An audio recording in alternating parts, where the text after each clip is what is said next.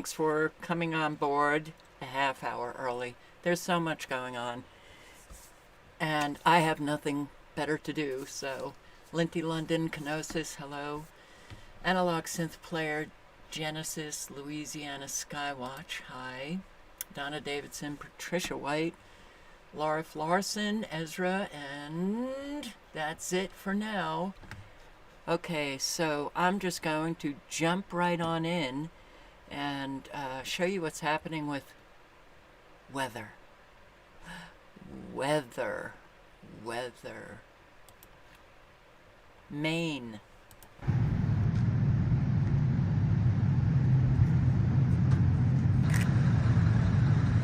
No, I'm sorry, this is Norwich, Connecticut. It says down here. Oh, homes float away in Maine. Okay, I'll show you that in a second. Okay. I guess everybody is just not going to face reality and just accept whatever mainstream media reporters tell them.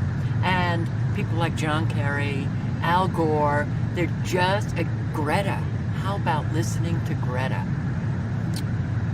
People are getting so destroyed, and it really is unfortunate that we can't reach most people. Yeah. Living and facing reality in life that has become so unreal and surreal, that's a challenge. Wild Maine weather.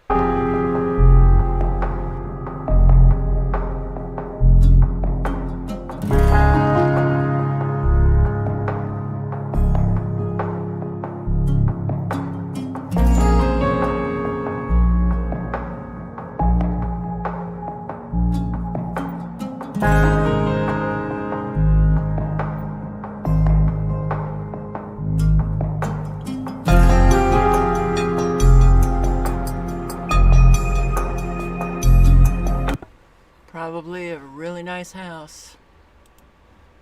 This is Paterson, New Jersey. On River Street along one side of the Passaic River, Triangle used auto parts owner Gabriel Ramirez says so far he doesn't have any physical damage, but with the road shut down, financial damage, customer coming in and out. Directly across the river on Presidential Boulevard, the auto body shop there flooded. We couldn't even get to it. The other guys, my colleagues on the other side, I know they're suffering. I called my friend. I told him, I got some space if you want to come over, but it's hard. This man's business over there is full of water. You know how much money I got lost in that building right now? $22,000 AC machine, $15,000 AC machine, $9,000 scanners, customers' cars destroyed. I'm tired of it. So I'm going to see if I could give me another spot. It's 4 drains right there. The city never cleans it. I took his concerns to the mayor. I've actually spoken to our public works department. They do. If you're talking about catch basins, yes, they do. The mayor adds if there's room for improvement, they will make adjustments. Over on Bergen Street, Nay Jamie showed us these videos where his auto body shop is located. He says he waded through to get to his dog, Lady. That day, the water flooded, and she jumped to the one machine, and she is on the machine. Friday morning, Chopper 2 was over Bergen Street. Firefighters and high-water vehicles rescued 2 people. A third was rescued after attempting to drive through floodwaters. Many people say flooding is nothing new here. So when is something going to change? There's 2 things we've done as a city. Last year, we applied for a grant through the Department of Community Affairs. It's to build a flood resiliency wall on McBride Avenue to help us combat the flooding. Also, the Department of Community Affairs is offering a flood mitigation program where people can apply to have their homes elevated. Do you know how expensive that is? It is very expensive to elevate your home. And a whole lot of these homes are brick homes.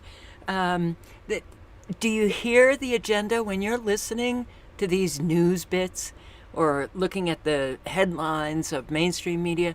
Are you seeing agendas? Do you hear resilient and apply to the FEMA mitigation plan? Oh, wow. We are so screwed. And yeah, Paterson, New Jersey. Now, this is not flooding. This is today's flooding. They've experienced flooding yesterday. They experienced flooding about a month ago. And they're saying that more rain is coming. The Blue House right there, the fire department had to come in and take them out. And it happens every time that it floods here. Groundhog Day for both families and first responders on Bergen Street in Patterson, the cresting Passaic River, leading to dozens of high water rescues on the same street where families got trapped just a few weeks ago. I'm surprised that they're still there, you know, for the amount of floods that happened. It seems like it's been happening a whole lot lately. The city having to close 25 streets along the river within 2 hours due to rising floodwaters. Families, again, encouraged to evacuate after this week's storm, but many say they can't leave. I got all my stuff here. I'm going to school now. I'm trying to better myself. You know what I'm saying? So it's just a hassle for me to leave. Now that the flooding has become a regular occurrence, the city says some are not taking it as seriously, creating more work for rescue crews. You have people that get stuck in floodwaters because they're going around barriers. The city saying the emergency response mode is not sustainable over a long period of time. There's vehicles in there. There's all kinds of... Hey, Jerry, check into, what is that called? Weather modification, geoengineering. Why don't you check into? You're the public safety director. You should know that information in order to keep the public safe. But no, Jerry, you won't. I'm so sick of these people. Beyond sick of these people. Oof. Oh boy. It's unfortunate. Okay. And this New Jersey residents, Wayne, New Jersey.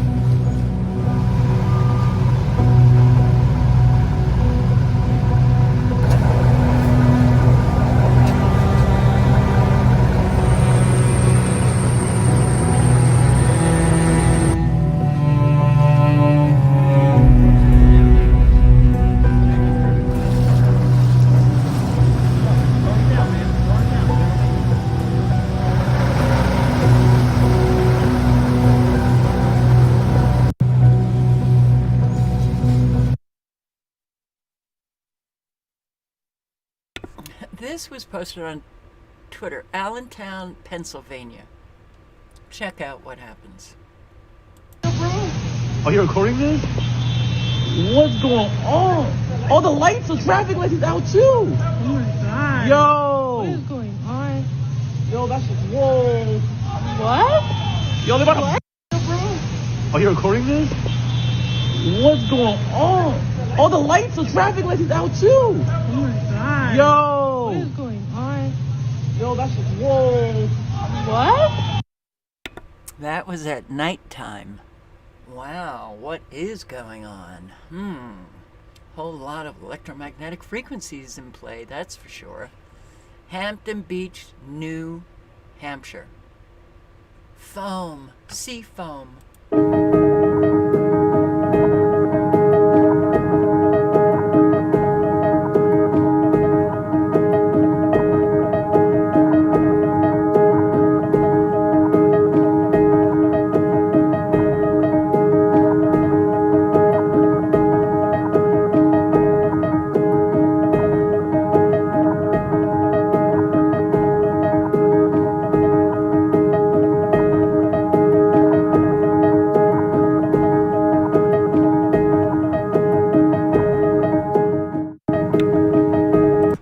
Looking pretty dirty. It's kind of looking, like that, I guess, sea foam in Saudi Arabia.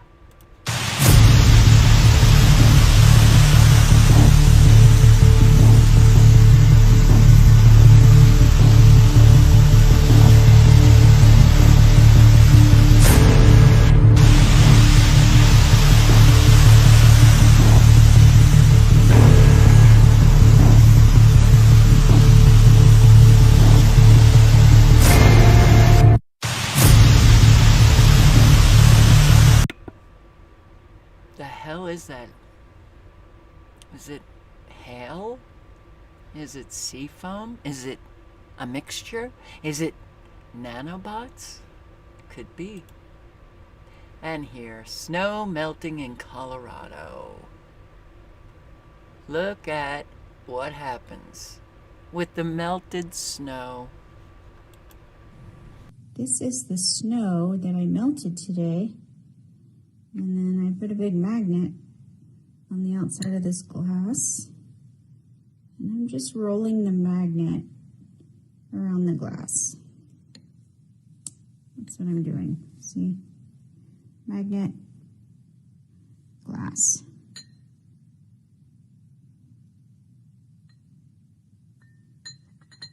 That's pretty creepy. Anyone guess why we have that in our water?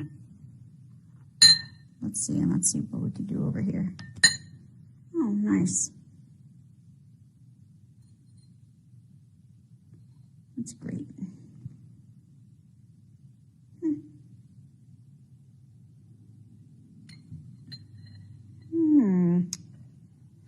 Very weird. All right. That's all of that. A magnet pulling all of the metals that's in snow. Parents, you have kids out there and they're playing in the snow and eating it. Maybe tell them not to eat it, because this is not snow. This is a very different snow from what we grew up with. Look at this. And plus the fact, is that just snow? Because that is pretty damn dirty. That's pretty disgusting. Oh well. Yeah, our fabulous nature today. Stratospherically dispersed millions of tons of metallic compound into the atmosphere. Look at this. La madre, ¿qué chingos es eso? Válgame la Virgen Santísima, pues ¿qué es eso, José? Mira. ¿Qué es eso? Se está partiendo el pinche ¡ay, hijo de su chingada madre! Mira,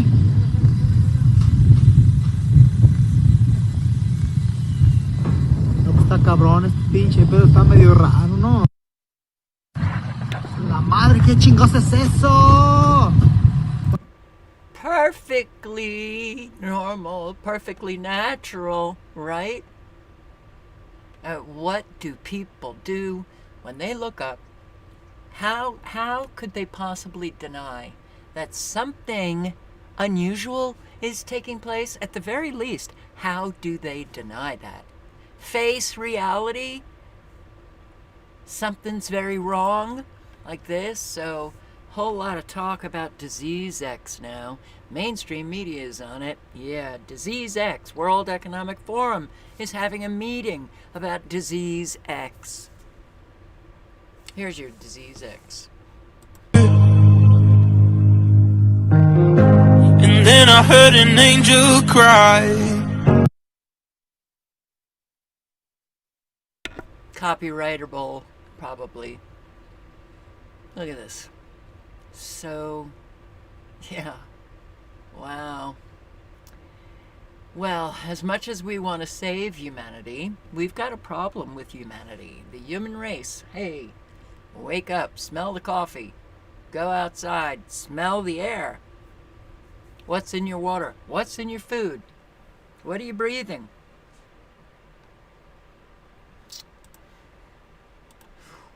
And here, satellite imagery showing how the use of scalar frequency manifests itself in cloud formation. Notice the lines are almost completely static. There you go. UK. This is Ireland. Londonderry. I can't see. Look at this. Yeah. Just spreading it all along. But as you can see, nothing's moving over here. That's a whole lot of microwaves, scalar technology, electromagnetic frequencies that a whole lot of people want to just deny. call you names. Powerful winter storm grounds Chicago O'Hare air traffic as flight cancellation sparks travel chaos. Travel chaos, travel chaos, travel chaos is what we have today. Look at the current wind chill. Whoa, Montana. Look at Montana. Negative 59. Might be the highest. But all of the low are still negative. Negative 24, 28, 22 in Wyoming, 23. Wow, that's pretty darn cold. You got negative 44 in North Dakota. Oh, but hell, when you have negative 59 in Montana and you look at these temperatures at, I don't know, negative 16, that's a heat wave. Planet's most abnormally cold air to surge into lower 48.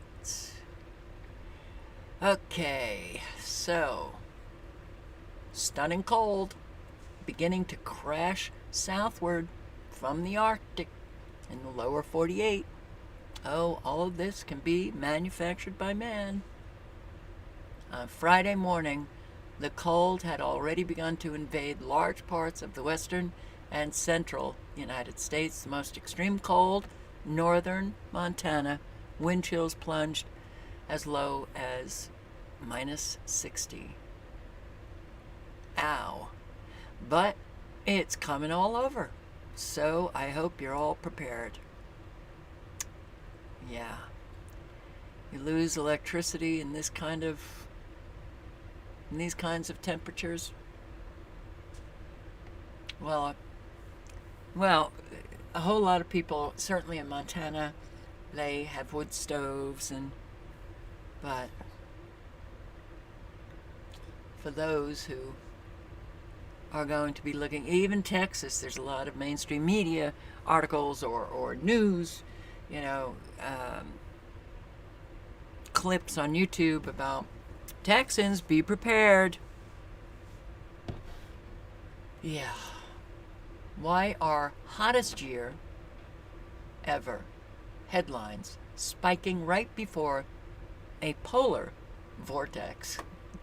This week, legacy media outlets such as Politico, BBC, Reuters, The Hill, among others, all of a sudden pumped out climate doomsday headlines, fear-mongering their readers in the middle of the Northern Hemisphere winter about how 2023 was the hottest year on record. They do that all the time.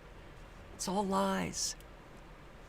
The surge in hottest year on record headlines was seen immediately after the EU's climate change service report released how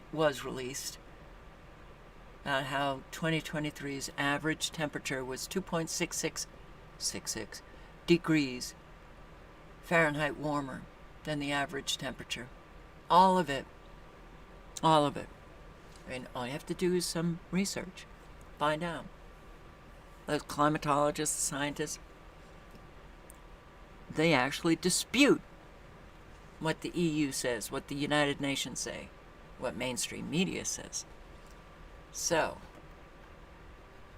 these media outlets blame fossil fuel-induced climate change, while some left out the warning effects of El Nino. We are no strangers to corporate media pushing climate misinformation. Remember this from July of 2023, the hottest year on record. Even NOAA runs away from hottest day ever claim after media hysteria. Yeah, cold weather is an inconvenient truth for the climate change industrial complex. And it is an industrial complex. Oh boy, a whole lot of people are making an awful lot of money. And Romania joins the farmers in Germany. I think we had farmers, truckers in Poland.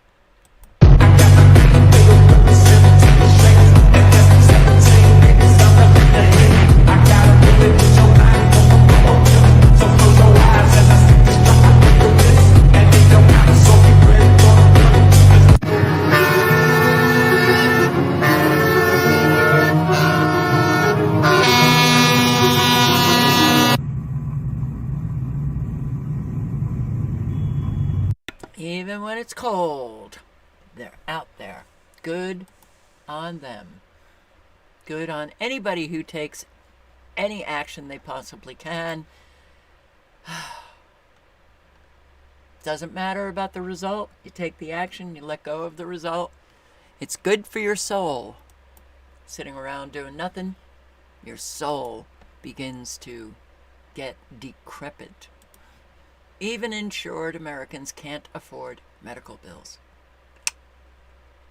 Millions of Americans are struggling under the crushing weight of rapidly rising health care costs that now force them to choose between putting food on the table and taking care of their health. Okay, the average deductible from $1,025 in 2010, it's now $2,004 in 2021. Deductibles are very, very high. Premiums are high. And then the out-of-pocket expenses are high. And nothing is gonna change. Oh, but Biden, he reduced those healthcare costs. How are you feeling, Americans?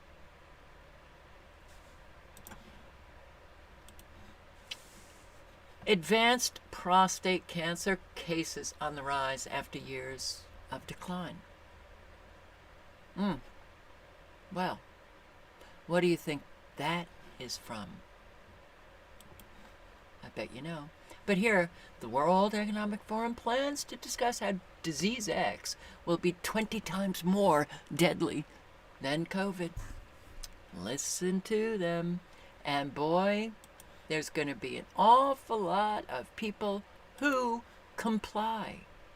Even knowing they'll comply. There's no escape when people who even face reality are scared. There's no escape. We need a lot of people who face reality and have courage. Unveiled a new vaccine research facility where scientists are working to prevent future pandemics. It's located at Porton Down, a high-security research facility best known for its work on chemical warfare. Experts are preparing for what is known as Disease X, or the next pandemic virus. Our health correspondent Dominic Hughes was given rare access to the facility. The delicate task of protecting the nation's health. This is one of the laboratories at Porton Down where scientists are analysing current threats, new variants of COVID, for example, and trying to identify new ones.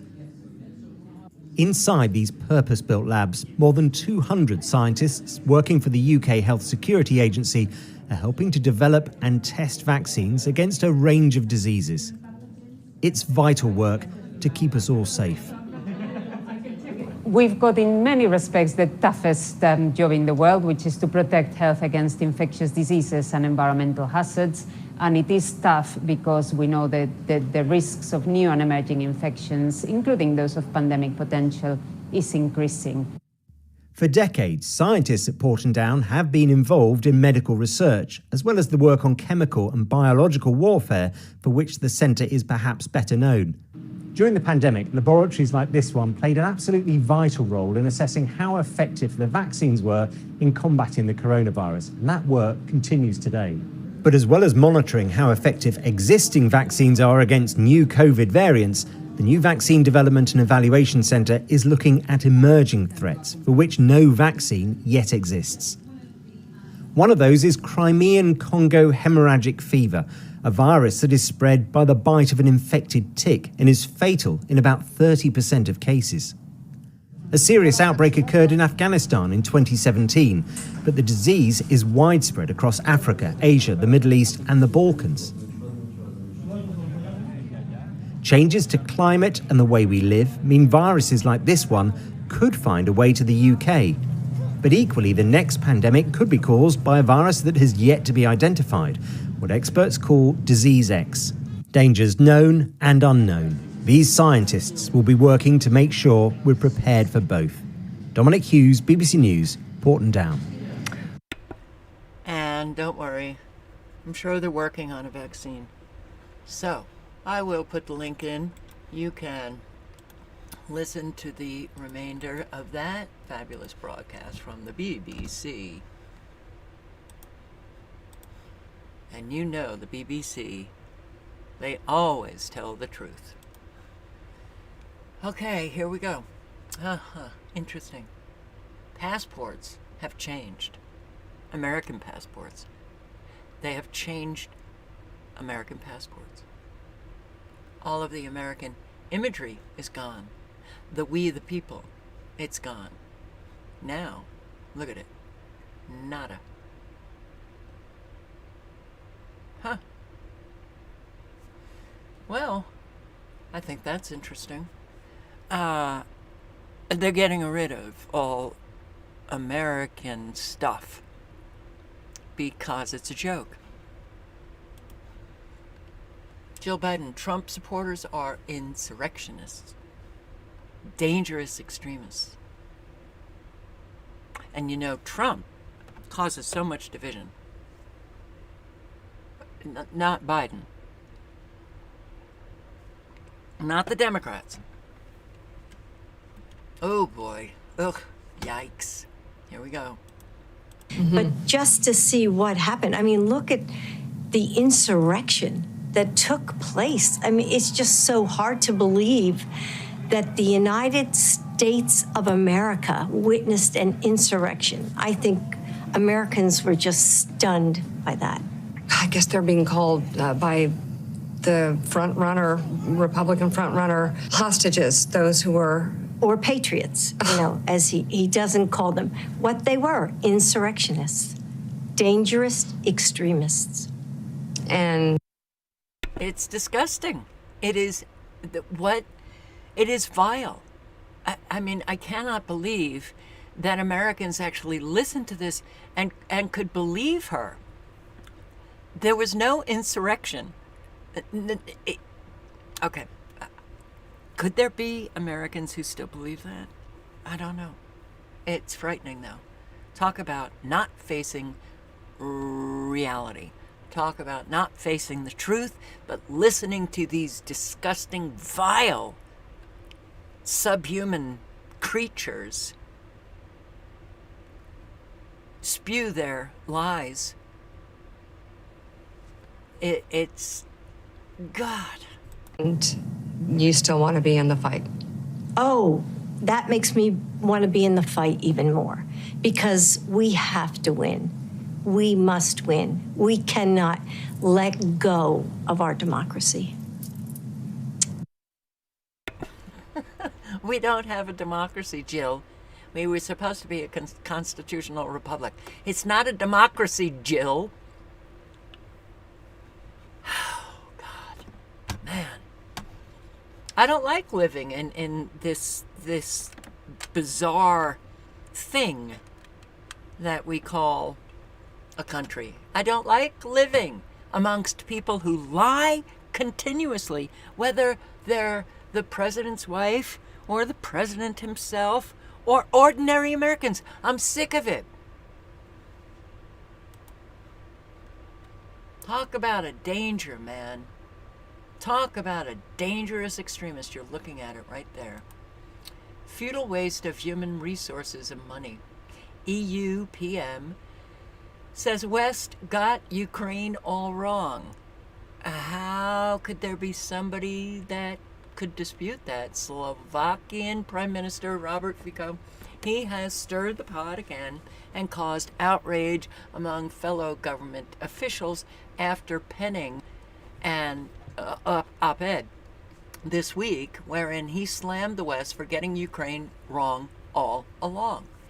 The op-ed published at the very moment Zelensky was touring nearby Baltic countries begging for more weapons and support as the arms warehouses are empty, supposedly.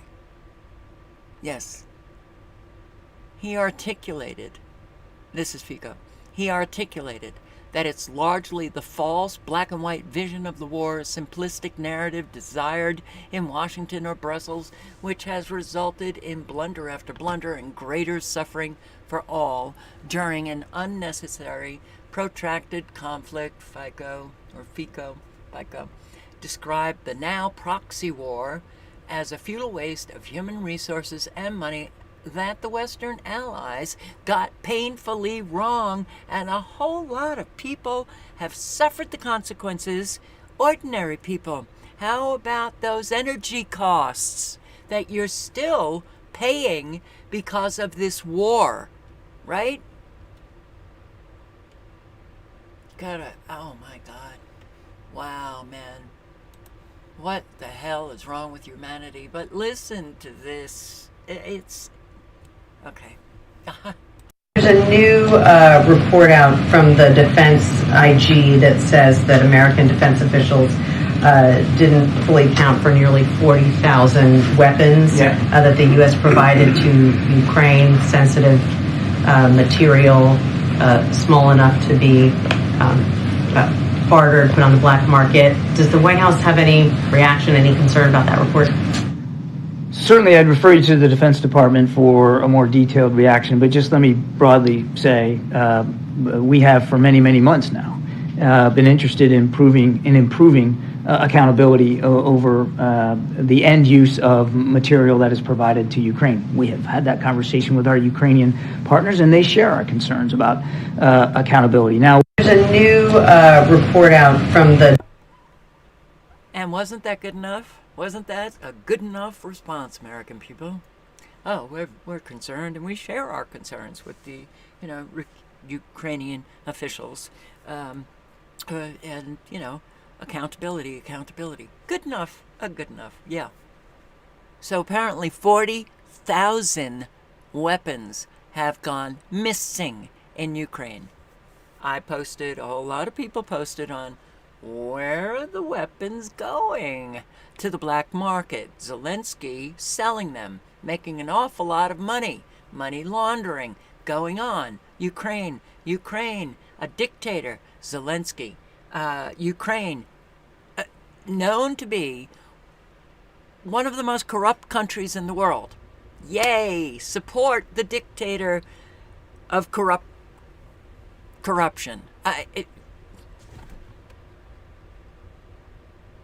I'm sorry, but I think it's time for Americans to face the music. Do something. Because our country is just like Ukraine. Vile. It's a criminal organization filled with psychopaths beyond comprehension at this point, and they're destroying all of our lives. You would think adults would do something to protect themselves. Iran hijacks oil tanker in Gulf of Oman, and I saw another article where this was Iranian oil that apparently was seized. I don't want to say what country, but it had been seized. Okay, so a whole lot's going on in the waterways. Gaza war expands as U.S. and U.K. warplanes bomb Houthi strongholds in Yemen.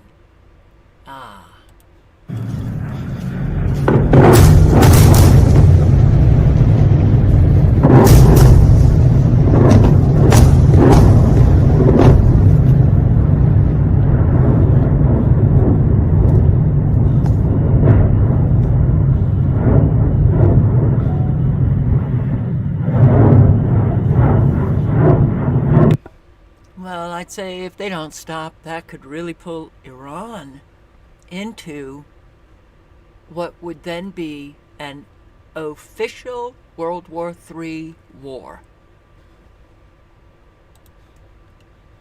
Houthis, undeterred, after U.S. coalition pummels over 60 targets with Tomahawk missiles and airstrikes.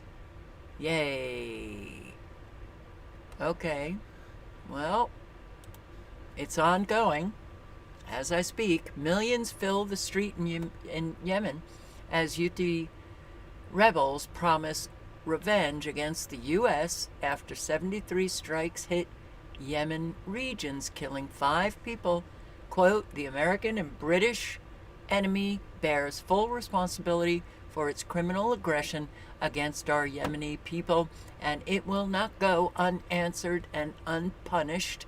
And yeah, just think about everybody who's coming across the border, guys.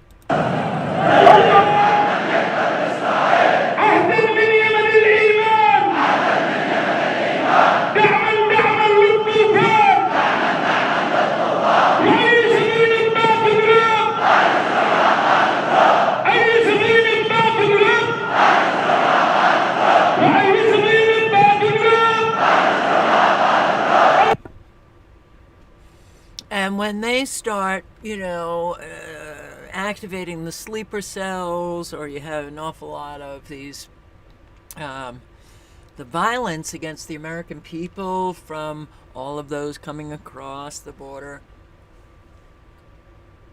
think about what we have done all over the world throughout our existence, except for 25 years of peace.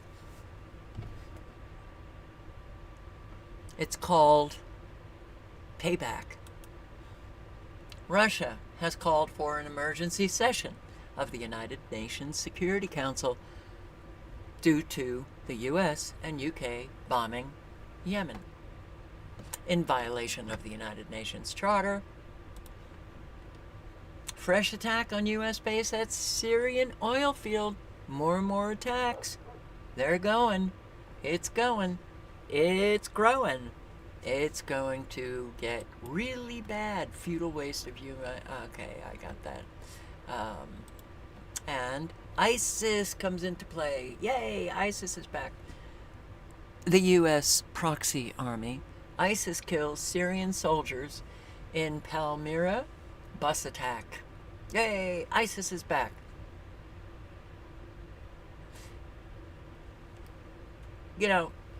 If you didn't see these buildings and you just saw this, it could be Arizona. And pay attention, something very strange is happening in Poland. So I briefly mentioned it last night. I'll put the link in to this video that could there be a false flag happening? Are they planting the seeds for a false flag? Poland? Attacked by Russia? Oh, boom! A broader war. Is this the new front in NATO's war against Russia? The provocation there?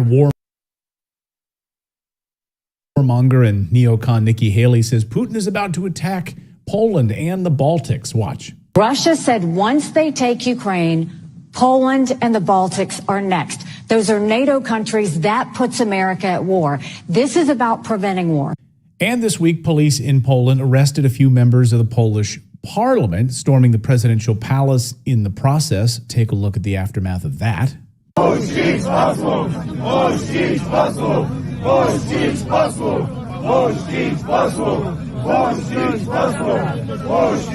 So is Poland facing a constitutional crisis? Is all of this unfolding in Poland as we speak? What exactly is going on in that country? Is this the next front in NATO's war against Russia? Let's bring in Mike Krupa, journalist in Warsaw, Poland, host of Votum TV, who's watching this all very, very closely. Mike, thanks for joining us here to help cut through some of the perhaps Western propaganda on this and some of the fog and the smoke that's associated with what's happening in Poland. So first, before we get into the false flag, perhaps discussion, and what Nikki Haley had to say about attacks from Russia, I want to talk about the sort of breaking news which has been unfolding over the past 48 hours. These two members of parliament, and we'll put them up here on your screen here. These two members of parliament were arrested, and I think the West is saying that these were conservative members of parliament, and therefore this is a constitutional crisis. What's All right, so he speaks about what happened with these two former officials, but I want to try to get to the false flag part. Poland, which they've been trying multiple times now. Every time one of these Ukrainian missiles falls down in Poland, every time a couple of farmers get killed by them, they blame it on Russia. They say it's Soviet-made. Well, it turns out they're Ukrainian missiles that are hitting. They're using false flag attacks, and now they're ratcheting things up with the escalation. They've got their globalist in power in the parliament in terms of that side of Polish government. They're having him arrest, again, members of parliament, fellow members of parliament. That's basically analogous to our congressman saying that I will arrest you even though you're a sitting member of parliament that's taken up sanctuary storming the presidential palace of Warsaw to go after these guys. And now for the first time in 35 years since communism, Poland has political prisoners once again. This is all directed by Brussels. Okay, so false flag operations. We certainly saw, Jack's absolutely right. Last year when we saw that missile that was launched, and immediately the Ukrainian response was, see, Putin just launched a missile into Poland. And we know it wasn't Putin, and Putin had nothing to do with it. Russia had nothing to do with it, that it was Ukrainian. So are we about to see Poland become the center of a false flag destination for an expansion of this war against Russia? Well, I think a lot of people would love to see that. A lot of people would like to see Poland more engaged in this war. And so far, ever since the new government was sworn in, we've only seen sort of rhetorical musings coming from the likes of Radoslaw Sikorski and Applebaum's husband, by the way, who's the new foreign minister, who said recently that, the United States, the West should provide more ATACMS missile, more long-range missiles for Ukraine. I don't think that's going to happen. I think the only thing that the government is doing right now is basically rhetoric. By the way, yesterday or the day before, the justice minister, one Adam Bodnar, who, by the way, has Ukrainian roots himself, had a meeting with the American ambassador in Poland, one Mark Brzezinski, who's the son of the late Zbigniew Brzezinski. And on his Twitter page, he wrote the following: I am glad that Ambassador Mark Brzezinski positively assesses the ministry's activities leading to the restoration of the rule of law in Poland. I am glad that the ambassador of a foreign country positively assesses. That's fairly demeaning coming from a so-called sovereign country. I find that demeaning, at least, and a lot of people find it demeaning. It's as if he went to explain himself to the embassy that we're back right now, the liberals are back in power, and you have nothing to worry about. So I think in that sense, Nikki Haley probably thinks, and I think she's right to some extent, that Poland is still the willing executioner of whatever idiotic ideas come from the State Department and some neocon think tanks regarding Russia and Washington, that we're still going to be willing executioners of that. I tend to think we're going to be less radical in that regard than we were when Law and Justice was in power. However, I would not rule out dangerous tendencies that might somehow, come to place in Poland based on instructions coming from Washington or even hints. As you noticed, probably there was a Wall Street Journal report this week whereby Poland is apparently obstructing the investigation into who blew up Nord Stream 2. Now, it's funny because the Wall Street Journal, which I'm pretty sure is getting its leaks from people in Langley, wants to say that Poland is obstructing justice in terms of not allowing investigators to seep deeper into the that sailboat that apparently carried the crew that blew up Nord Stream 2. So I think it's a diversionary tactic because the evidence, Seymour Hersh's reporting on this is excellent, that the United States blew up Nord Stream 2 is overwhelming. And let's not forget that famous tweet by Radek Sikorski, "Thank you, USA," from last year. He never explained himself why he wrote that. I think he was just being truthful. And when you're being, in a high state of emotional ecstasy, you tend to talk the truth even later, if you back off from that, because I think that tweet was deleted. All right, I'm just going to put the link in again, and you can watch the full interview. So, we've got a lot going on. The warmongers are very happy. The military-industrial complex is very wealthy, and the world is just kind of spinning out of control. And that spin is just going to take on greater and greater speed. Cubans prepare for a 500% increase in fuel. So that is really going to create an awful lot of difficulty for Cubans. Maybe they'll just come across the border. But yeah. spiraling out of control. Speaker Johnson pledges to stand shoulder to shoulder for defense of Taiwan. Yes, so if China goes into Taiwan to take back Taiwan, then the United States gets involved. All of this, by the way, is prepping us for more war, for sure. Whether or not all of this comes to pass, and again, I'm going to say Russia, China, US, Israel, UK, a whole lot of countries are not enemies, but they're staging it as if they are. You know, US and China. China is our biggest enemy. No, wait, it's Russia, isn't it? But if the staging goes to China going into Taiwan, then US begins to fight China. Look at all of the Chinese nationals, military-aged men, who have come across the border. Do you think that they will be... I've been listening to that for a while. Do you think that they're going to be fighting against China and fighting for the US? No, they won't. All of these people are sick psychopaths.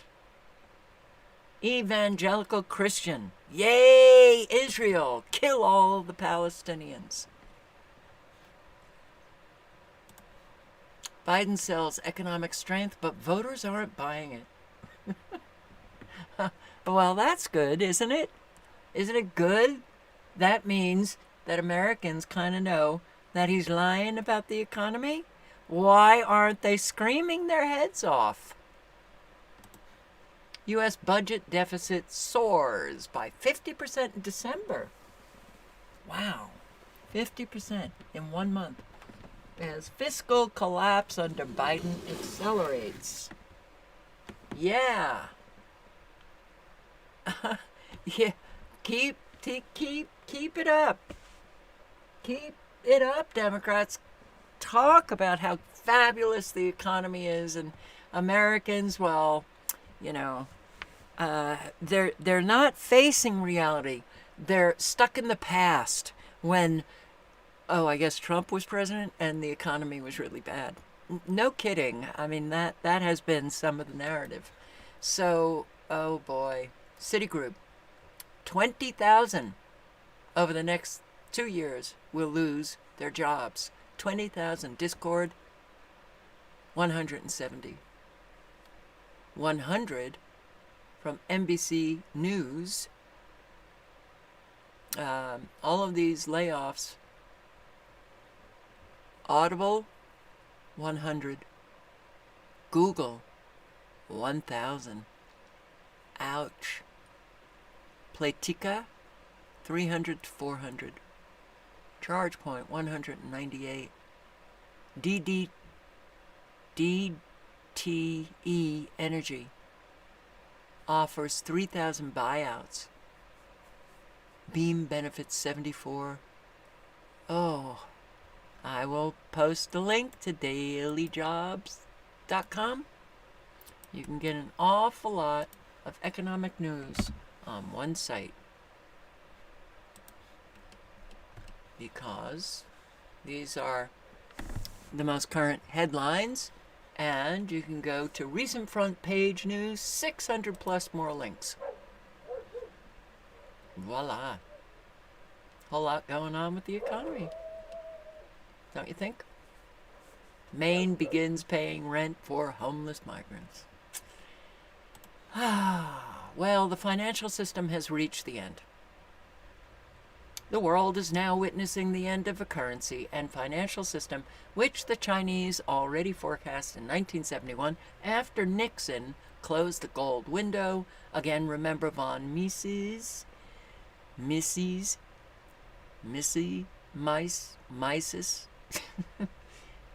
There is no means of avoiding the financial collapse of a boom brought about by credit expansion. History tells us that we have now reached the point of no return.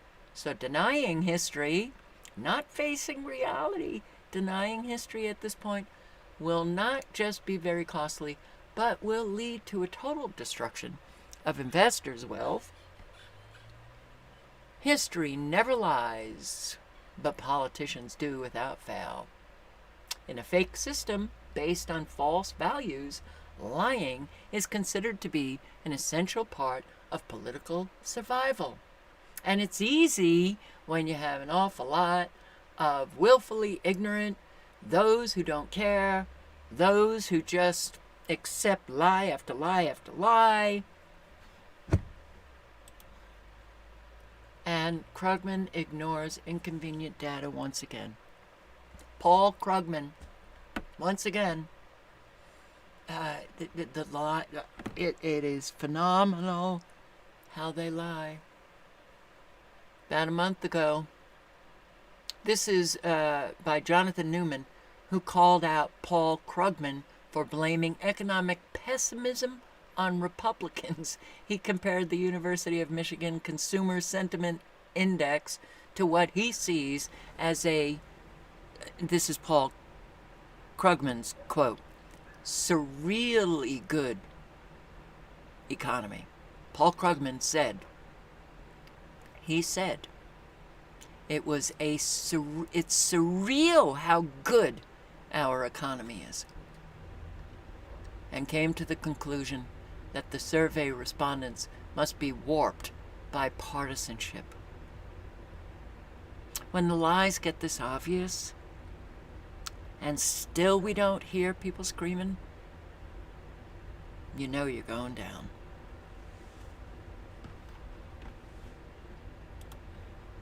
And listen, top Biden economic advisor, mortgage rates have actually come down.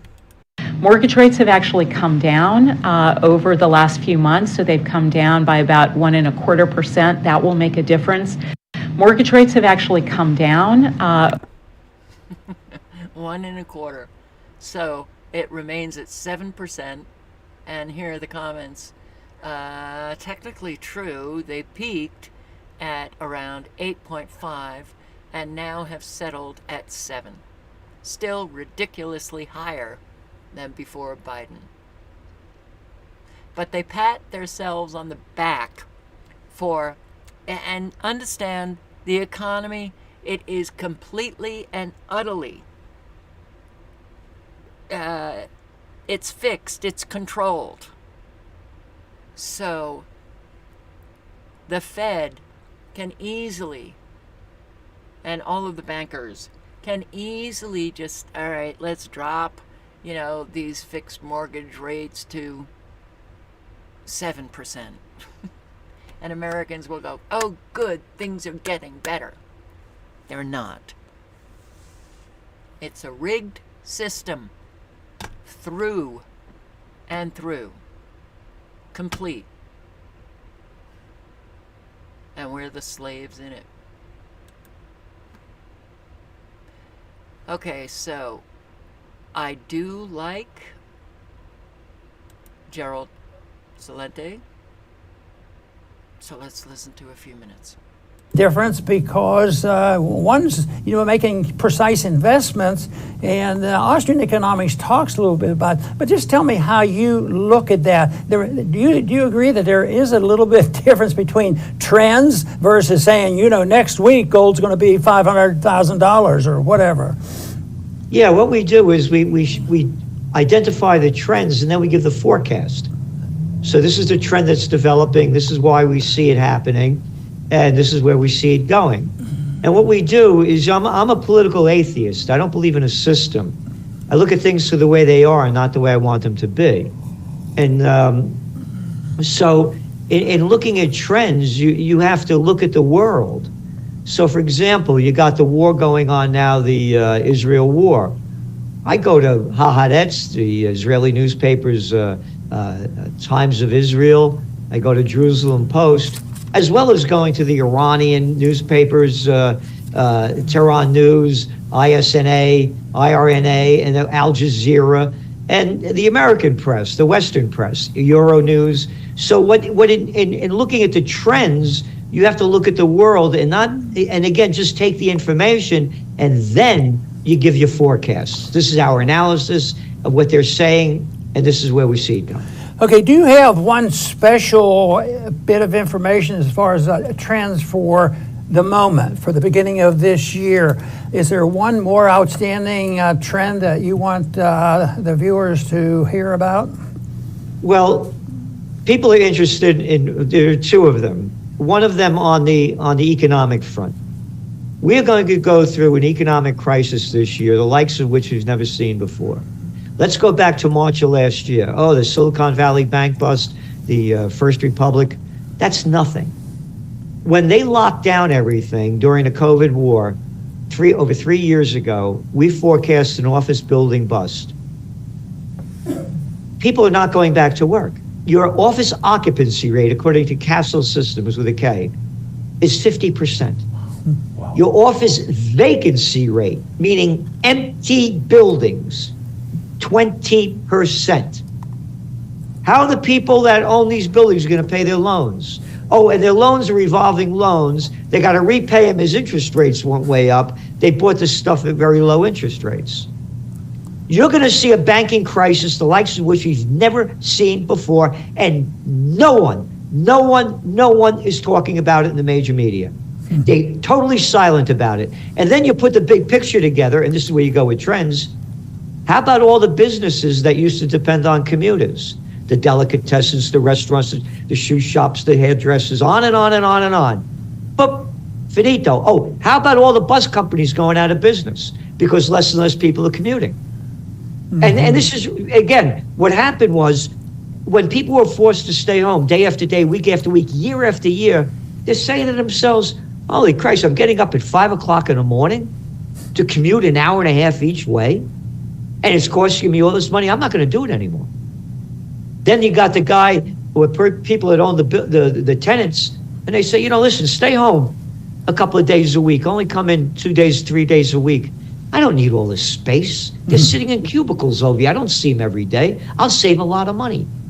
No one is talking about this. We're going to see a banking bust, the likes of which we've never seen in modern history. Gerald, that's enough for now. I don't know. But you did have... Yeah, I'd say it's enough. I'll put the link in.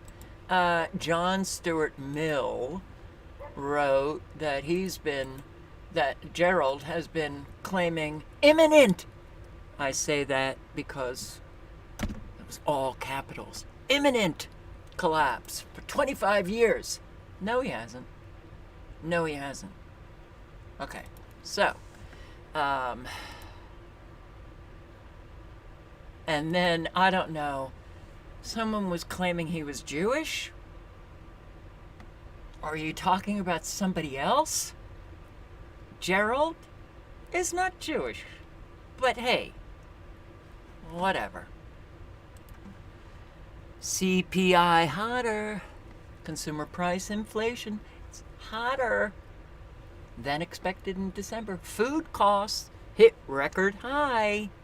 Oh, wow, what a surprise.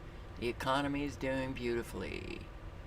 And I will tell you, having done some shopping yesterday, it seems that everything's getting more and more expensive. The next time someone from the Biden administration says inflation is down in an attempt to gaslight the public into believing prices are down, show them this chart. Headline costs at record highs. Core costs at record highs. Food costs at record highs. Fuel costs on the rise again. U.S., here we go again. Every time they come out, the Biden administration comes out with a job report, patting themselves on the back, millions and millions of jobs created. Very soon after, you get these headlines. U.S. employment reports greatly exaggerated. Over 400,000 jobs mistakenly added to total everything is a flippin' lie.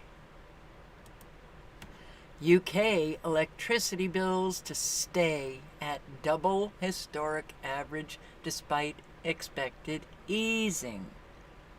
Okay, so they'll come out and say things are better.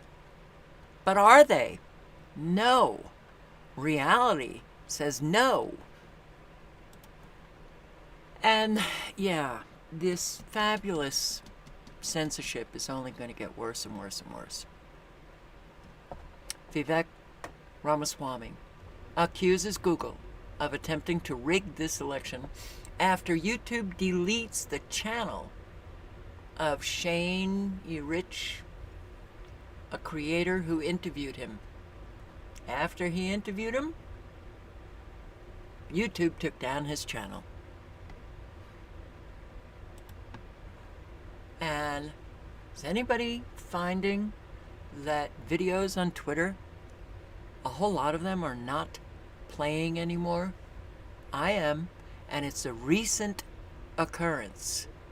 And it's happening with the climate change videos or the weather modification geoengineering videos, and it's happening with the Israel-Palestinian videos. Uh-oh, has the censorship begun?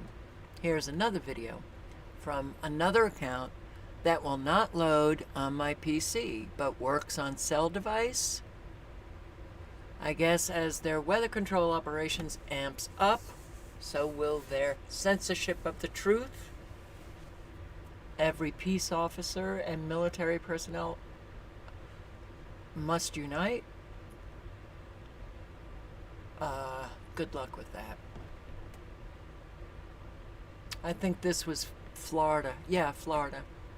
You can see how obvious the sky has been artificially manipulated. You don't even have to watch the whole video. John Hopkins rescinds their diversity, equity, inclusion memo, calling white people, Christians, English-speaking people, able-bodied people, in other words, people without disability, a whole lot, middle-class people, middle or owning class people. What else do we have there? Cisgender people, straight people, all privileged. I guess they got backlash. They've rescinded the video. That's why it's important to speak up. And the amount, our universities and colleges are so thoroughly corrupt. President of Harvard under a plagiarism scandal. Former Stanford president retracts groundbreaking Alzheimer's paper. The science today is fraud. Former Stanford University President Mark Tesser, I don't know, who resigned in July of last year after an investigation found flaws in his research, retracted a 2009 science paper formally described as groundbreaking. But what is interesting is, he says, as with all of my papers, at the time of publication of Nature 2009, I believed the results in the paper were correct and accurately presented. Who cares if you believed? I absolutely believe that there are no falsified data in the paper. Then why retract it? It's the fourth retraction in 4 months. So it wasn't just one paper, it was 4 paper, and such incidents are rare as just 8 out of every 10,000 science papers are retracted, and he had 4 retracted. Is there a problem with academia in our country? Is there a problem with every industry in our country? How about the auto industry? Your vehicle is spying on you, and now they are going to start installing Chat GPT in new Volkswagen models. Be careful what you say while you are driving your vehicle, because you are being watched and listened to. Today, we live in a giant surveillance prison in which virtually everything that we do is monitored, tracked, recorded, and analyzed. In this day and age, you should just assume that nothing that you do is ever private. And for, when these privacy concerns became big, what did we hear? Well, I don't care. I have nothing to hide. Privacy is very important in a free society. And we don't live in that society anymore. And unless you have a vehicle that was manufactured quite some time ago, it is spying on you. In fact, a report that has been released by the Mozilla Foundation actually states that vehicles are the official worst category of products for privacy that Mozilla has ever reviewed. The global nonprofit found that 92% of the reviewed automakers provide drivers with little, if any, control over their personal data, with 84% sharing user data with outside parties. According to Mozilla, automakers are gathering all sorts of data about all of us. Car makers have a long list of personal information they say they may track, including employment and purchasing history, education, internet browsing history, location data, music and podcast listening habits, immigration status, religious and philosophical beliefs, and health information. Okay, automakers. Sorry, but there is no way that I want a giant corporation tracking my religious beliefs or my health information, and I am sure that you feel the same, but if you plan to purchase a new vehicle, you literally have no choice. So Mozilla examined 25 different vehicle brands, and every single one of them failed to meet the nonprofit organization's minimum privacy standards. It was Ford, it was Toyota, it was Volkswagen, BMW, Tesla, found to collect more personal data from customers than necessary. The kind of information collected varies from personal information like medical data to how drivers are using the vehicle itself, such as how fast they drive, where they drive, and even the music they listen to. Both Nissan and Kia are noted to allow the collection of information regarding a user's sex life. 84% of the reviewed car brands share personal user data with service providers, data brokers, and potentially sketchy businesses. 56% are willing to share user information with the government and or law enforcement if requested. And you are agreeing to all of this when you buy a new vehicle. Yes. How fast you drive? Where are you going? Oh boy.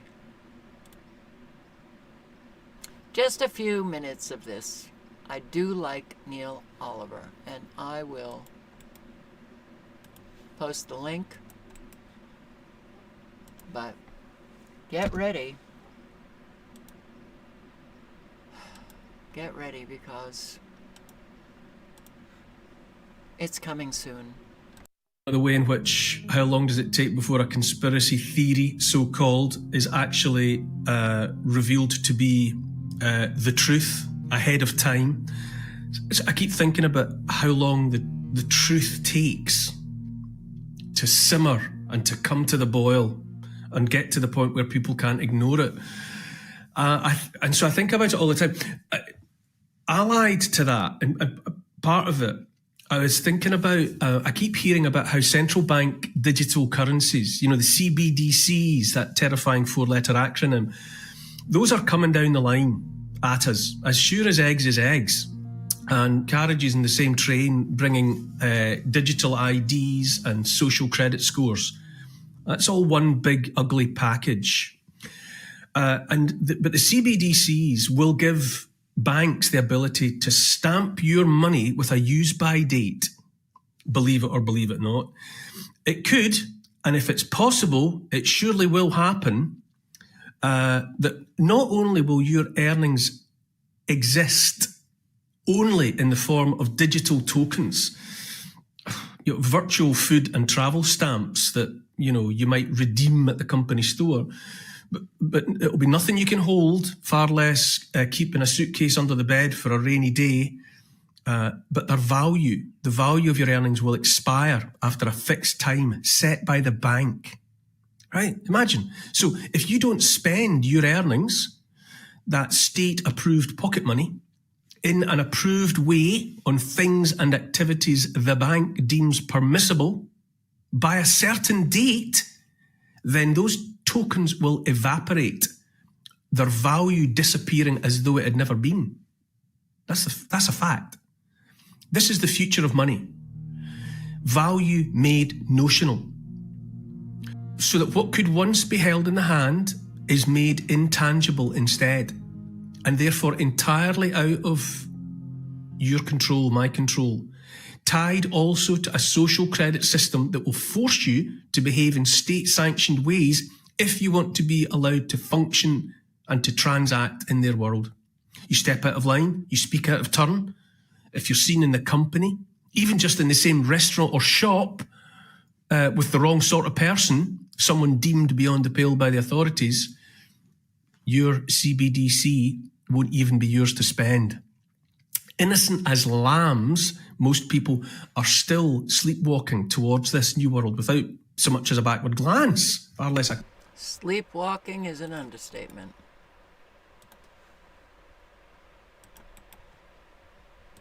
I put the link in again. Yeah, it's not good to not face reality. But I'm just going to play a few minutes of this Jason A. video, The World in 2024, chilling warning. We've had warnings up the wazoo. Nobody did anything worthy of a decent fight, so this is what we're going to live. But I just found this interesting. This is Paul Harvey in 1965. Find a better version. Paul Harvey.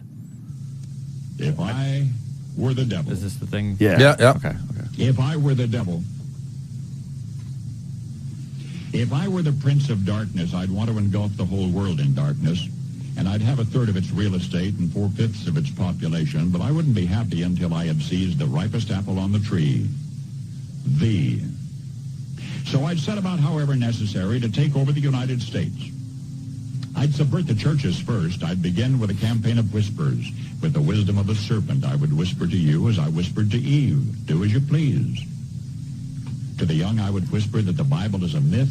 I would convince them that man created God instead of the other way around. I would confide that what's bad is good and what's good is square. And the old I would teach to pray after me, Our Father, which art in Washington.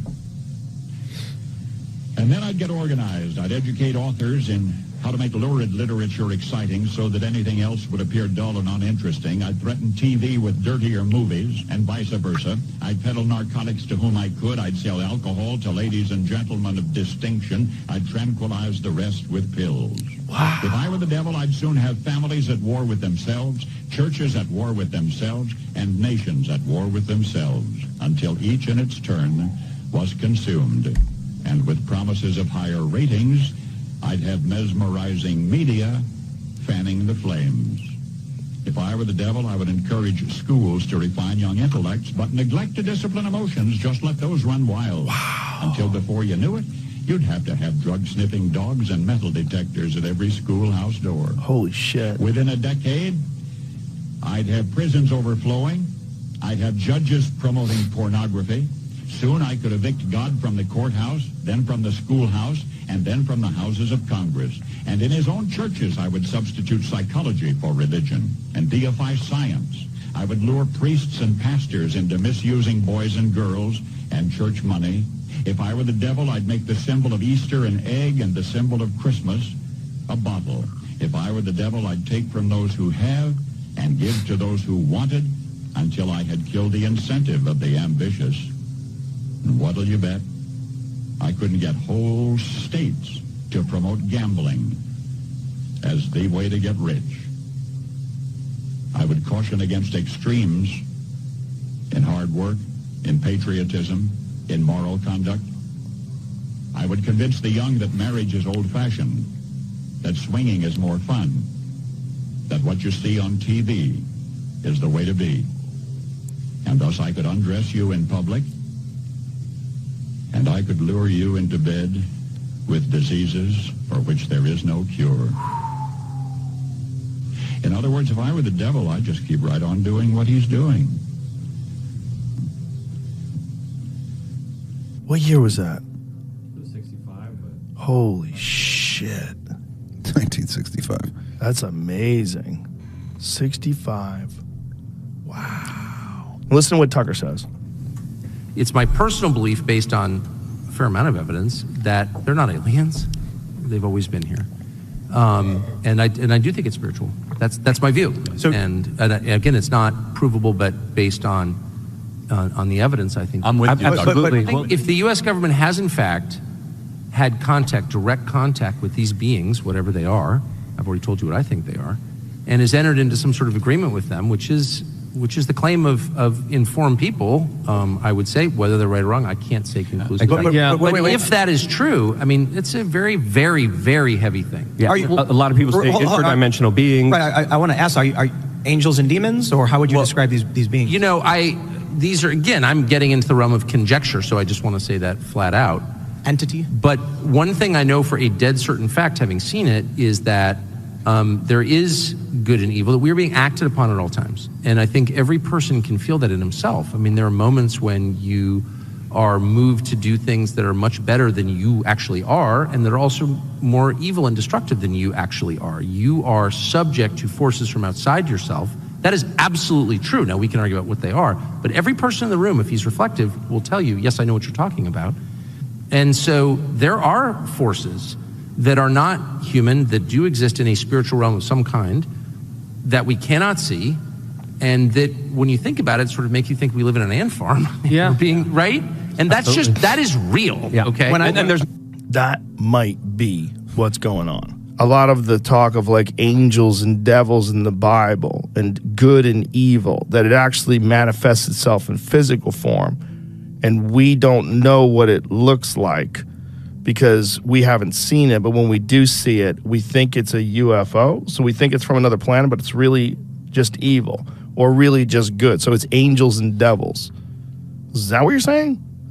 Because if that's what you're saying, boy, that's a fucking freaky argument. Terence McKenna once said it best, that science asks of you one miracle. That's the Big Bang. Yeah. There's one miracle. It really is kind of like a miracle. Yeah. If in the beginning there was nothing, and then God created the earth and the skies. And that's essentially what the Bible is trying to say. They're just doing it in a way. And the Bible got it right. They got the order right. Right.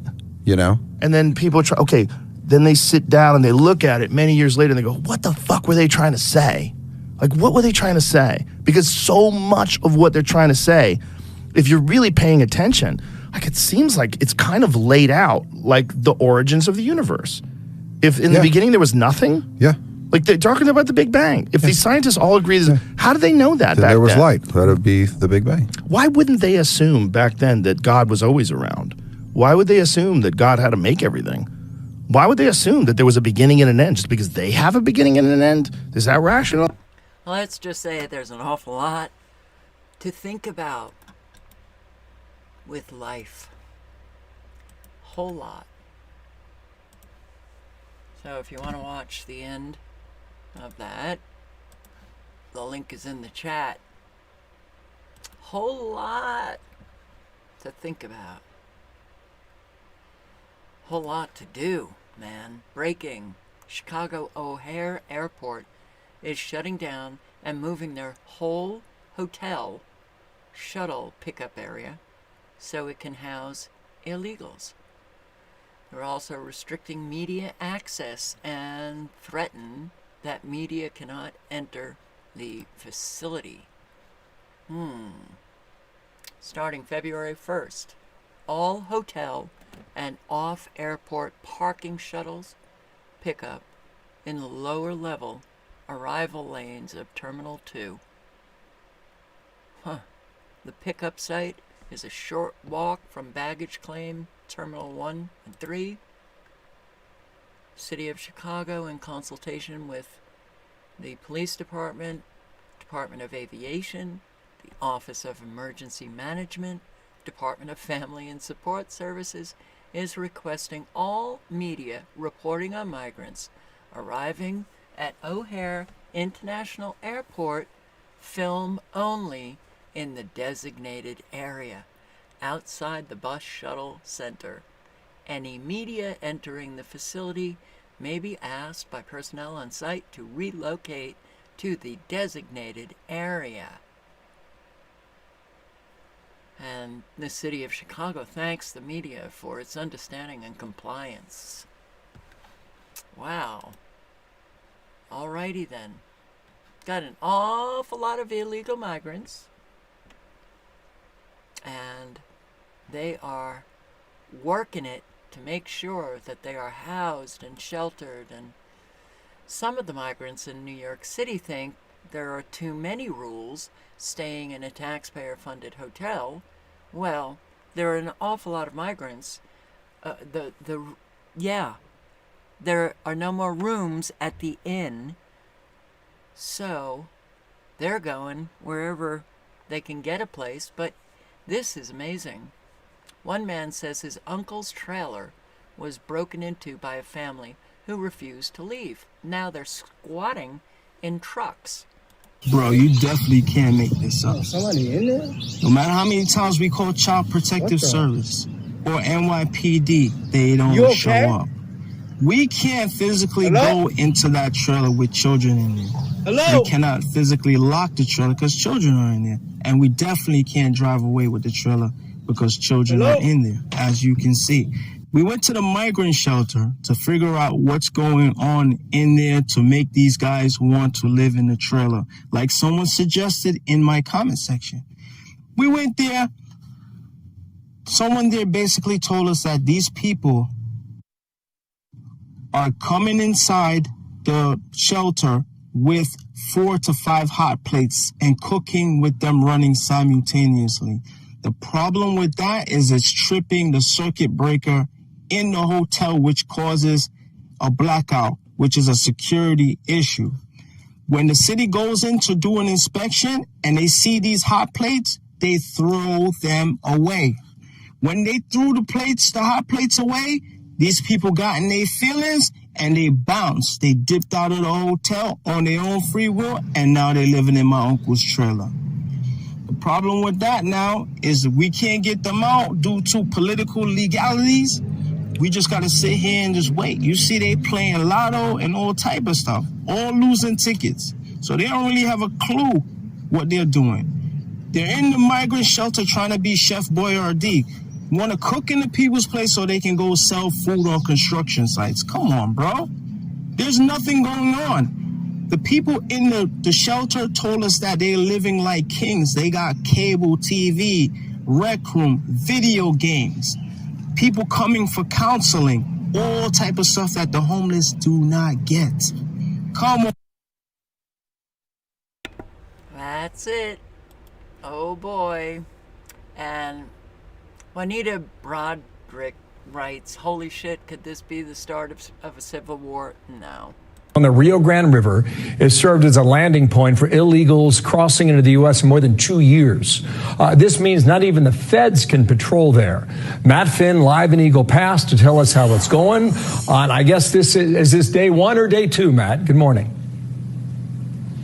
Essentially, day two, this all started developing yesterday, Bill, and it's a rather remarkable situation. Behind me right now is Shelby Park, the park that you were referring to. Our viewers may recognize it. Our cameras have been here for about 2 years now, showing you the mass illegal immigration that happens right here in this park. You might recall even just a few weeks ago, there was that huge surge of migrants who crossed right here. Well, now under Governor Abbott's emergency declaration, the Texas National Guard has seized control of this park and some surrounding land along the river, put up fencing and razor wire, and kicked out federal Border Patrol agents, arguing that it's the Biden administration that has perpetuated illegal crossings.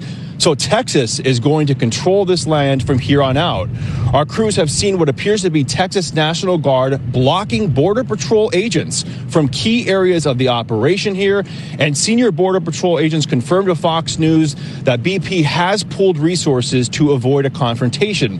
Now, it's not quite clear if this unprecedented move by Texas is really going to help or harm illegal migration here, because it appears that ultimately when migrants arrive to this park, Texas National Guard is still going to have to turn them over for processing to Border Patrol, essentially adding an extra step. Another added layer, the mayor of Eagle Pass says he was completely caught off guard by this move. He does not agree with his park being taken over and is looking into his legal options. This is not something that the city wanted, requested, asked for.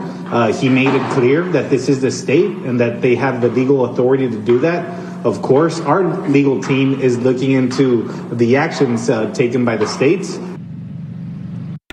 When you are a governor, you can just declare some state of emergency and take over land wherever you want. Yeah. So think about that. Texas seizes control of Border City Park, escalating war against illegal immigration, seized control of a 47-acre park in the city of Eagle Pass, which has been a major avenue of illegal immigration. What's more, the Texans are barring U.S. Border Patrol agents and watercraft from the property, which they've used as a staging area for processing migrants. Oh, well, Mayorkas has already filed with the courts, so we'll see how long this stands. They are denying entry to Border Patrol agents to conduct our duties. Ooh, what are your duties, Border Patrol? Process illegal migrants and then release them into the greater U.S. of A. Now controlled by the Texas Department of Public Safety and National Guard units. This is something that the city was not expecting, the mayor said. So right now, there's military personnel, and they put gates in Shelby Park blocking access from the public into the park that belongs to the city. How much public access was given to the public, considering that this is where an awful lot of the migrants were being held for a short period of time? Apprehensions at the site have eased from thousands per day in December down to 400 to 500 recently. Still a substantial number, for sure. Oh, wow. Whole lot's happening, but while Governor Abbott has Eagle Pass virtually sealed off, large migrant groups of 100 plus are crossing roughly 15 miles away in Normandy.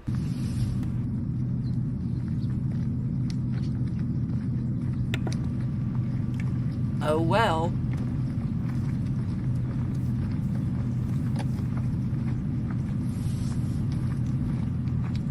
Oh well.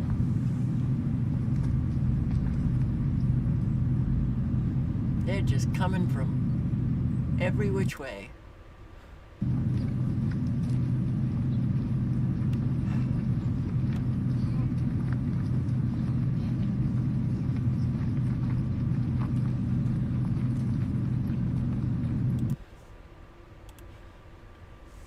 This is a montage of videos Just Jeff from Cali took as there was a wall constructed in Sunland Park, New Mexico.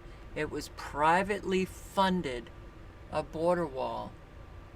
I dedicated it to angel moms and dads who lost sons or daughters to criminal, illegal aliens.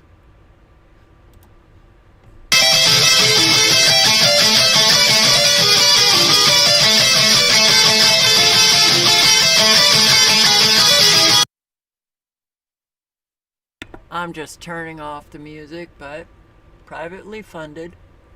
Maybe that's why New Mexico is not a big border crossing state. We hardly hear anything about New Mexico.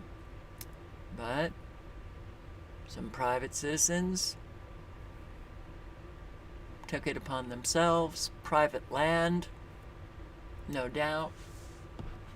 Got the permission, put up a wall.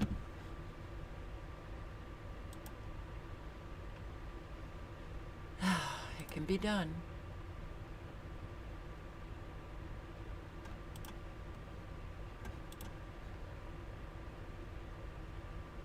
There is no talking in this.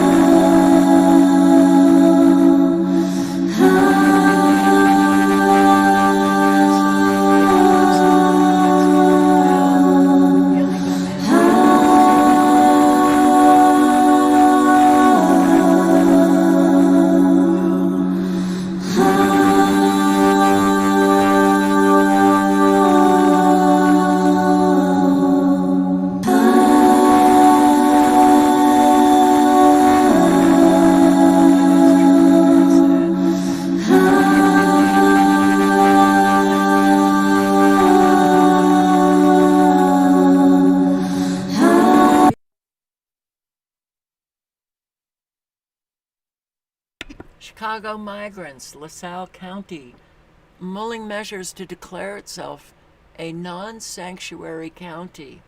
Migrant crisis tonight. A suburban county could declare itself a non-sanctuary county. Leaders in LaSalle County are debating.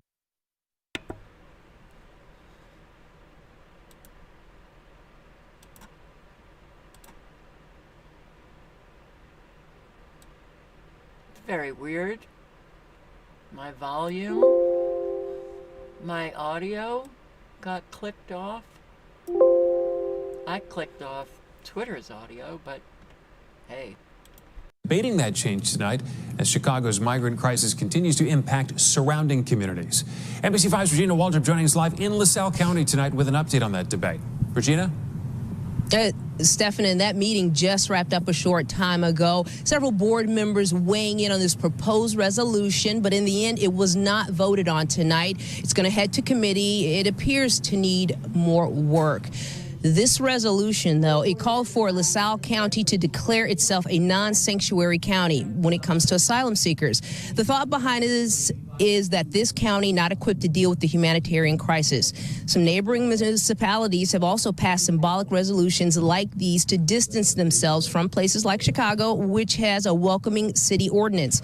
Grundy County recently put a measure in place designating itself as a non-sanctuary county. And here's what one resident who lives in LaSalle County had to say about the proposed resolution. And I think it's important to provide those resources and do that if at all possible. In small communities like this, I know it is hard, but we absolutely should be doing as much as we can to provide those resources, especially for people who are coming here with nothing more than the shirt on their back. This is definitely. What about Americans who have nothing more than the shirt on their back? And yeah, the counties now, we're not a sanctuary. Well, guess what? You should have been doing that a long time ago, and you should have had some, foresight to recognize that this was going to be a problem. Arizona border effectively collapsed. Michael Yon. Quite true. New York City considers curfews for migrants in shelters. Well, homeless shelters have curfews.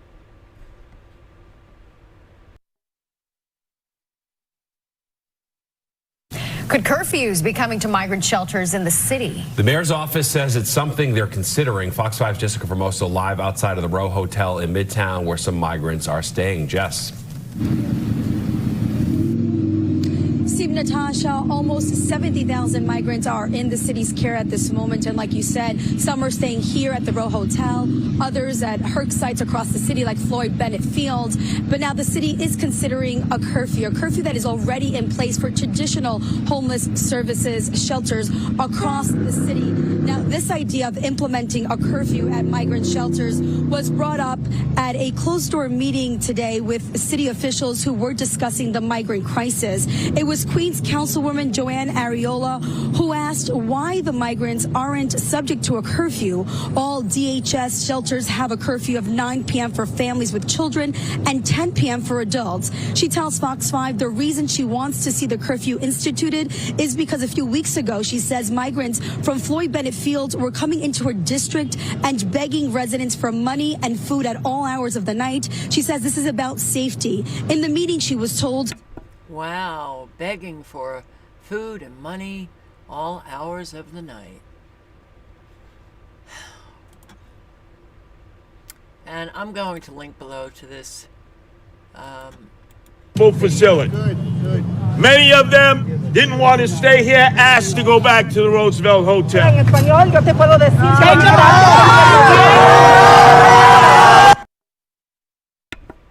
Welcome, migrants. She took over the mic. Curtis Sliwa, a whole lot of people in New York, very, very upset over the tent city. This is more and more are coming every single day. More and more are coming every single day. Mayor of Denver, Colorado, announced an effort to cut $150 million from the city budget to redirect services for illegal immigrants. Shelters are full of illegals, but the budget cuts. Who gets affected? The residents who pay taxes. Here we have,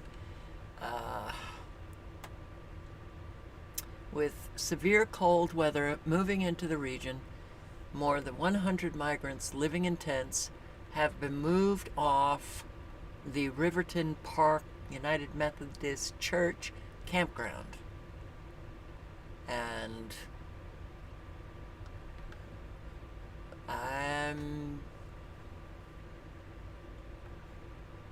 complicating matters, the migrants are allegedly telling friends and family members to come to Washington State. They believe there are more resources to help with their transition from the border. It's been very cold and very hard for us. Please, I beg to all of you. There's many more immigrants that are currently living at the encampment. They have a very serious flu, and many of them are also suffering from a high fever. Como dijo mi compañera anterior, we're living in tents outside where the rats are getting in. What's the latest out here? Just pure chaos in so many states. And I'm going to link below to this 24 or 25 minute video of a man who's running against Lindsey Graham in South Carolina is went over the wall, or went up mountain, across the mountain in Lukeville, Arizona, and spotted coyotes, as you can see. And let's see if this will play.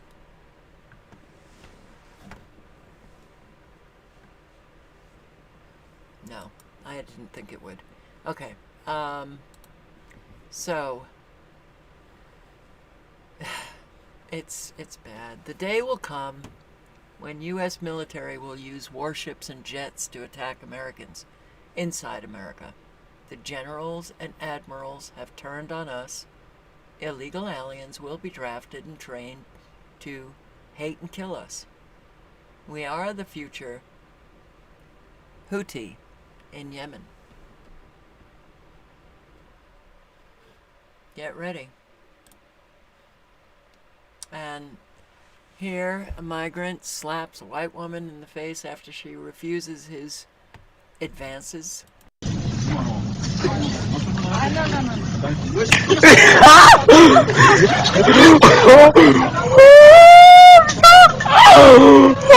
Ça vraiment c'est du loup.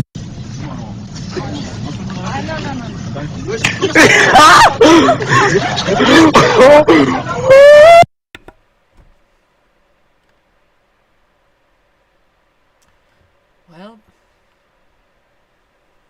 they are setting us all up for an awful lot of violence.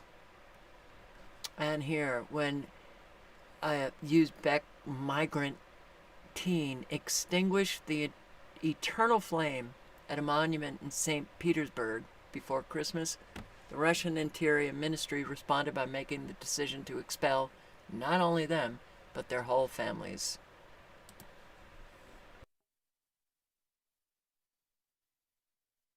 And he did extinguish it, as you will see at the very end. How about deportations? So, the AfD Bundestag member vows to deport foreigners from Germany by the millions. And hopefully, well, if they don't ban the entire party, which they're trying to do in Germany, and if this man gets elected, or the party actually doesn't get banned, see if it happens. But Renee Springer has promised to deport foreigners from Germany by the millions, as his party just hit a new high. That's one of the reasons why the other parties are trying to ban this party.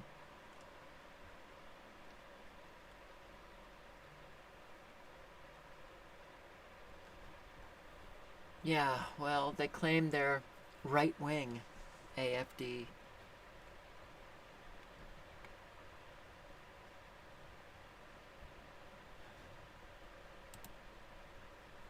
Seven Texas men filmed themselves gang raping 2 toddlers in bathroom of a Houston Galleria Mall, where the ringleader worked.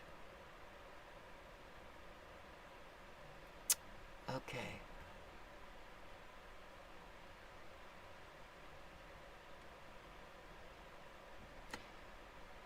There are videos, and I can't even go here.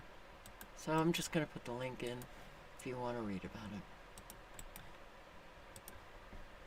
We've got sick, evil people in our midst. Really profoundly sick. Alright,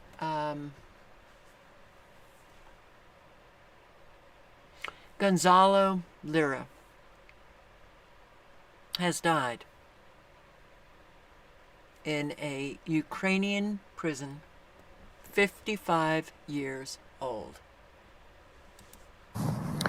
Contacted these gangsters, probably through the prison guards at CISA, and figured out, or basically had the prisoners in the 4th cell that I was in do the actual dirty work of getting the money out of me, see? Because you see, the guards, they never beat any of the prisoners. No, it's the prisoners who beat the other prisoners. In fact, after this 30-hour session, one of the thugs who had really hurt me, I mean, he hit me pretty badly, especially on the chest. He hit me like right here on the sternum, repetitively and so hard that it left this huge bruise. And by the way, the cell boss, the guy higher, berated him for having left a mark on me because, of course, the kind of torture that they want to do doesn't leave a mark. That's the point of it. See, because if it leaves a mark, then it's evidence, you see? So anyway, that prisoner who beat me so relentlessly over that 30-hour stretch, after, as we're trying to figure out a way to get this cash to these gangsters, these thugs, he came to me spontaneously and apologized. It wasn't his idea, but he had to do it, because he was a prisoner. He'd been in CISO prison for 2 years already. So, it's not that he wanted to do this, but that he had to do it.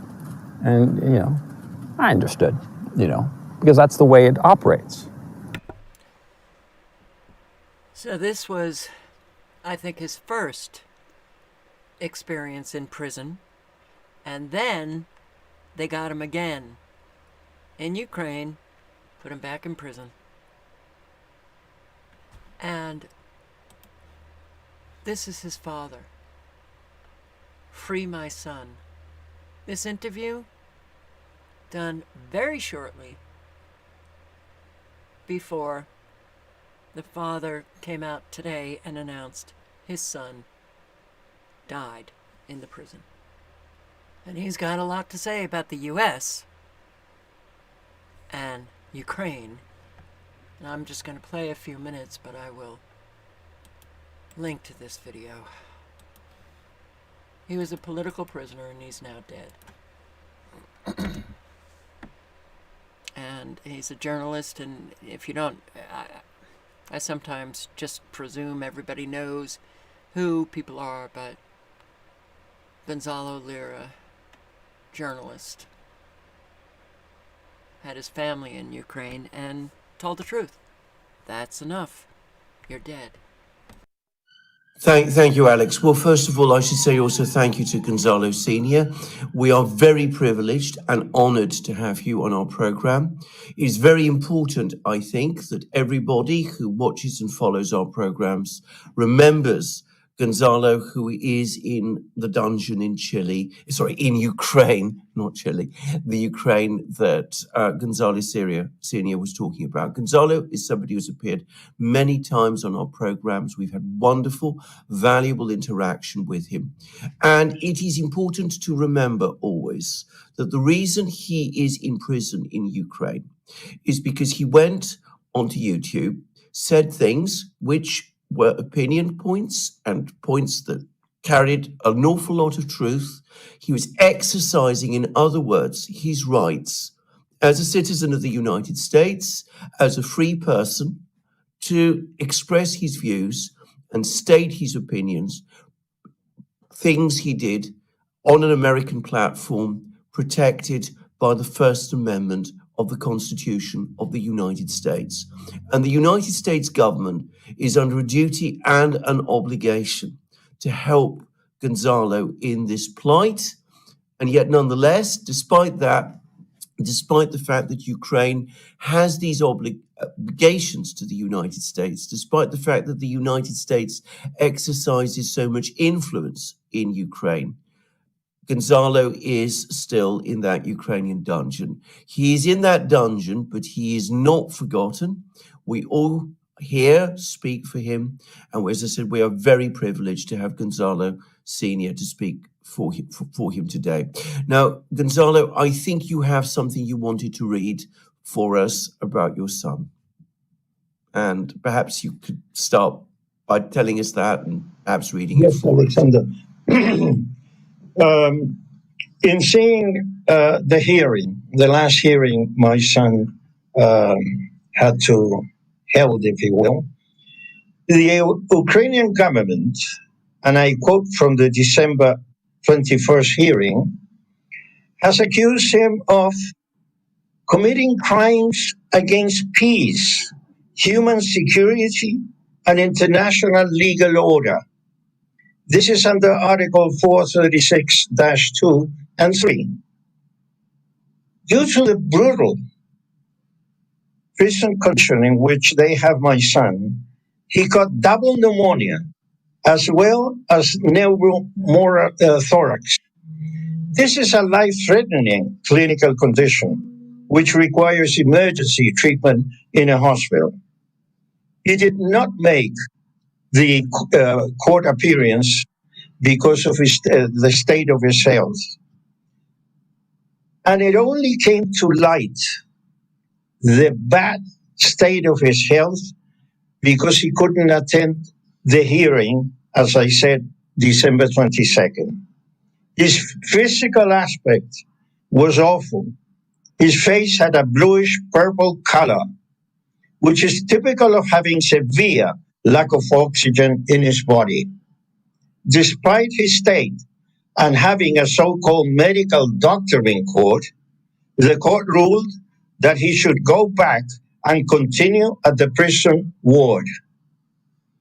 Insofar as the U.S. Embassy in Ukraine, they finally answered my letter dated December 29th. I have sent many letters that have been unanswered. This time they answered, a very diplomatic answer, that they would be keeping in touch with Gonzalo. We are keeping in touch with Gonzalo via video conferences. If this is true, why did they become aware of the critical state of health only because he could not attend the December court hearing? He became ill in mid-October, 2 months before the court hearing. Either the embassy is lying or Gonzalo cannot speak to them, but in his voice, and he kept coughing constantly. Anybody would have identified that that person was ill. I want the world to know that the government of a dictator in Ukraine has done to my son. Viktor Serkovny, the defense attorney, last Thursday, the 4th of January, went to jail and was told that Gonzalo had been taken urgently to a hospital. Less than 2 weeks after his video appearance in that court. My son gave Victor, his defense attorney, a letter to his sister that I would like to read to you. I have double pneumonia as well as pneumothorax, plus a severe case of edema, swelling of the body. All this started in mid-October, but was ignored by the prison. They only admitted that I had pneumonia at a December hearing. He had double pneumonia. His lungs had fallen. It's a very serious clinical case. I'm about to have a procedure to reduce the edema pressure in my lungs, which is causing me extreme shortness of breath to the point of passing out after minimal activity, or even just talking for 2 minutes. That's all he said to his sister, Maria Elena, my daughter. Pneumothorax is a life-threatening clinical condition which require emergency treatment. This occurs, among other causes, from heavy blows to the breastbone. Gonzalo accused the jailers when he attempted to cross the border to Hungary. As you may recall, he placed 3 videos. And in those videos, he said that he had been tortured while in prison. And I suspect that that torture is still going on. The U.S. Embassy, through video conferences, my dear friends Alex and Alexander, will never know the physical state a prisoner may be, will never know the real state of conditions he is in that prison, because the jailers are right next to him. And he will only be able to communicate what the jailers want you to hear. They're very naive, the U.S. Embassy. Finally, and this is unbelievable, after 6 months in jail, incommunicado, The judge authorized Gonzalo to speak to his sister. It has been impossible because the prison warden told the defense lawyer the system is out of order. Almost 2 months have passed and the system is still out of order. What has the embassy done? The U.S. Embassy in Kiev finally began contacting my son around September. This is after more than 5 months in jail. The contact was through video conference. This is not enough. How naive, as I said before, can they be? This is not a common criminal case. This is a political accusation from a dictator. How can the world stand for this? How can the USA continue giving support to Ukraine, military as well as cash? And don't forget, cash. If this is the kind of help the State Department provides to its citizens, on the other hand, spending billions of dollars helping Ukraine fight a lost war, is this the kind of America the founding fathers and presidents like Eisenhower had in mind? Are we so ignorant that we still believe in the domino theory? Is Biden governing for the military industry like so many are saying? In recent days, the U.S. stands globally isolated in its... Okay, I'm going to put the link in again. But he talks about the United States causing an awful lot, just killing people, innocent people all over the world. Right after this interview, he comes out and announces that his son, Gonzalo Lira, has passed away at 55 years of age. Political prisoner, and rah, rah, Ukraine! Yay! Yay! Didn't we do just a fabulous job in an evil, corrupt country that we were supporting massively?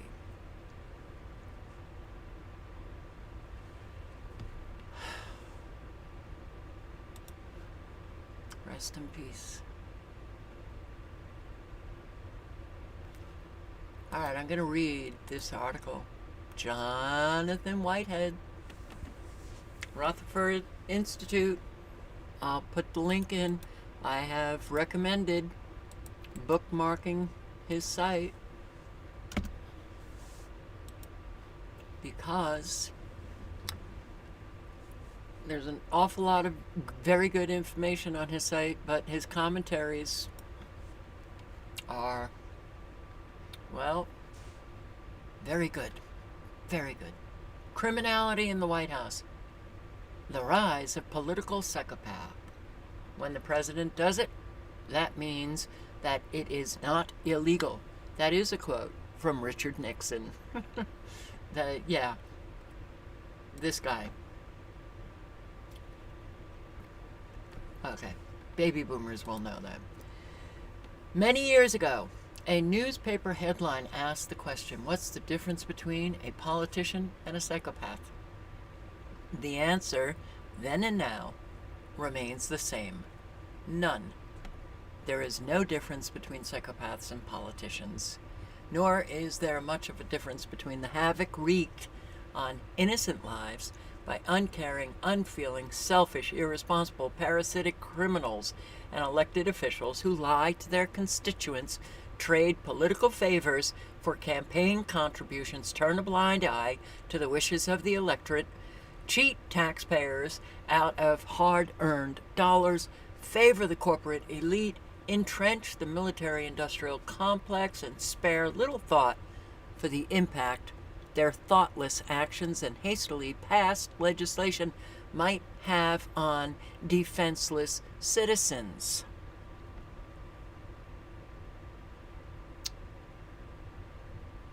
Psychopaths and politicians both have a tendency to be selfish, callous, remorseless, users of others, irresponsible, pathological liars, glib, con artists, lacking in remorse, and shallow. This has been going on my entire life. This is not something new.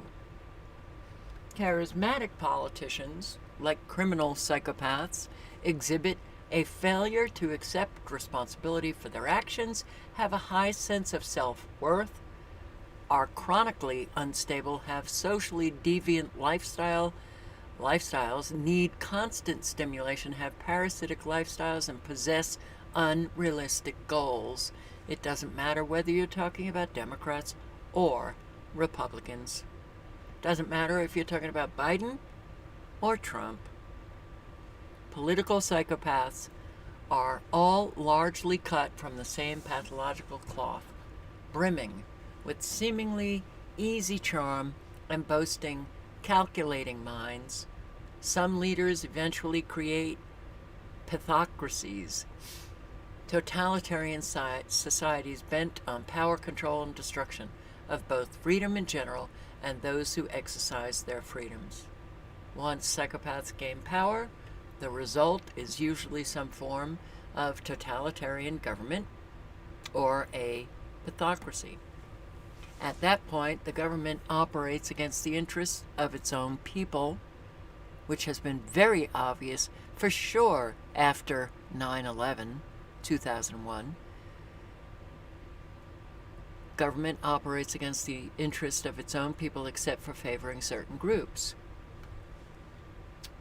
We are currently witnessing deliberate polarization of American citizens, illegal actions, and massive and needless acquisition of debt. This is typical of psychopathic systems, and very similar things happened in the Soviet Union as it overextended and collapsed. In other words, electing a psychopath to public office is tantamount to national harikari, the ritualization act of self-annihilation, self-destruction, and suicide. It signals the demise of democratic government and lays the groundwork for a totalitarian regime that is legalistic, militaristic, inflexible, intolerant, and inhuman. Incredibly, despite clear evidence of the damage that has already been inflicted on our nation and its citizens by a psychopathic government, voters continue to elect psychopaths to positions of power and influence. A study from the Southern Methodist University found that Washington, D.C., our nation's capital and the seat of power for our so-called representatives, ranks highest on the list of regions that are populated by psychopaths. And according to investigative journalist Zach Beauchamp, in 2012, a group of psychologists evaluated every president from Washington to Bush #2 using psychopathy trait estimates derived from personality data completed by historical experts on each president. They found that presidents tend to have the psychopath's characteristics, fearlessness, and low anxiety levels, traits that appear to help presidents, but also might cause them to make reckless decisions that hurt other people's lives. The willingness to prioritize power above all else, including the welfare of their fellow human beings, ruthlessness, callousness, and an utter lack of conscience are among the defining traits of the psychopath, sociopath, the narcissistic, malignant narcissist. When our government no longer sees us as human beings with dignity and worth, but as things to be manipulated, maneuvered, mined for data, manhandled by police, conned into believing that it has our best interests at heart, mistreated, jailed if we dare step out of line, and then punished unjustly without remorse, all the while refusing to own up to its own failings.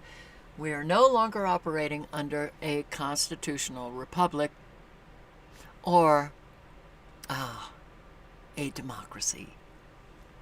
Instead, what we are experiencing is a pathocracy, tyranny at the hands of a psychopathic government, which operates against the interest of its own people except for favoring certain groups. It is obvious, it's been obvious for a very long time. And worse, psychopathology is not confined to those in high positions of government. It can spread like a virus among the populace, the people, and it has. Tyranny does not flourish because perpetrators are helpless and ignorant of their actions. It flourishes because they actively identify with those who promote vicious acts as virtuous. Oh, well, he looks like me and he wears the same kind of clothing as I do, suits to go to work, and therefore I identify. Oh, I love the words spoken by, yeah, but I don't watch what they actually do. But I identify with all of the words that I hear coming from the psychopath's mouth. People don't simply line up and salute. It's through one's own personal identification with a given leader, party, or social order that they become agents of good or evil. Much depends on how leaders cultivate a sense of identification with their followers. I mean, this is a quote from Professor Alex Haslam. I mean, one pretty obvious thing is that leaders talk about we rather than I. And actually, what leadership is about is cultivating this sense of shared identity, shared values, about we-ness, and then getting people to want to act in terms of that we-ness to promote our collective interests. We is the single word that has increased in the why am I saying that like that? Inaugural addresses over the last century. And the other one is America. Yes. Or saying Americans. You hear that very often. Americans agree. Really? No, they don't. The goal of the modern corporate state is obvious: to promote, cultivate, and embed a sense of shared identification among its citizens, and to this end, we the people have become, we, the police state. We are fast becoming slaves in thrall to a faceless, nameless, bureaucratic, totalitarian government machine that relentlessly erodes our freedoms through countless laws, statutes, and prohibitions, and it's happening on a daily basis. Any resistance to such regimes depends upon the strength of opinions in the minds of those who choose to fight back. What this means is that we, the citizenry, must be very careful that we are not manipulated into marching in lockstep with an oppressive regime. Hey, what does that mean in practical terms? Holding politicians accountable? Oh, dare he say it. Holding politicians accountable for their actions and the actions of their staff, using every available means at our disposal through investigative journalism, what used to be referred to as the fourth estate, that enlightens and informs through whistleblower complaints that expose corruption, through lawsuits that challenge misconduct, and through protests and mass political action that remind the powers that be that we the people are the ones that call the shots. Well, wouldn't that be nice if that actually occurred 2 decades ago? Now we're looking at, holy shit, the noose around my neck is getting tighter and tighter and tighter. Education precedes action. Citizens need to do the hard work of educating themselves about what the government is doing and how to hold it accountable. Don't allow yourselves to exist exclusively in an echo chamber that is restricted to views with which you agree. Yeah. Expose yourself to multiple media sources, independent, mainstream. Think for yourself. No matter what your political leanings might be, don't allow your partisan bias to trump the principles that serve as the basis for our constitutional republic. Our constitutional republic is gone. It is thoroughly gone. It has been thoroughly eviscerated, demolished. Because now the states have just decided, okay, federal government, you take my power, but, well, for that, give us money.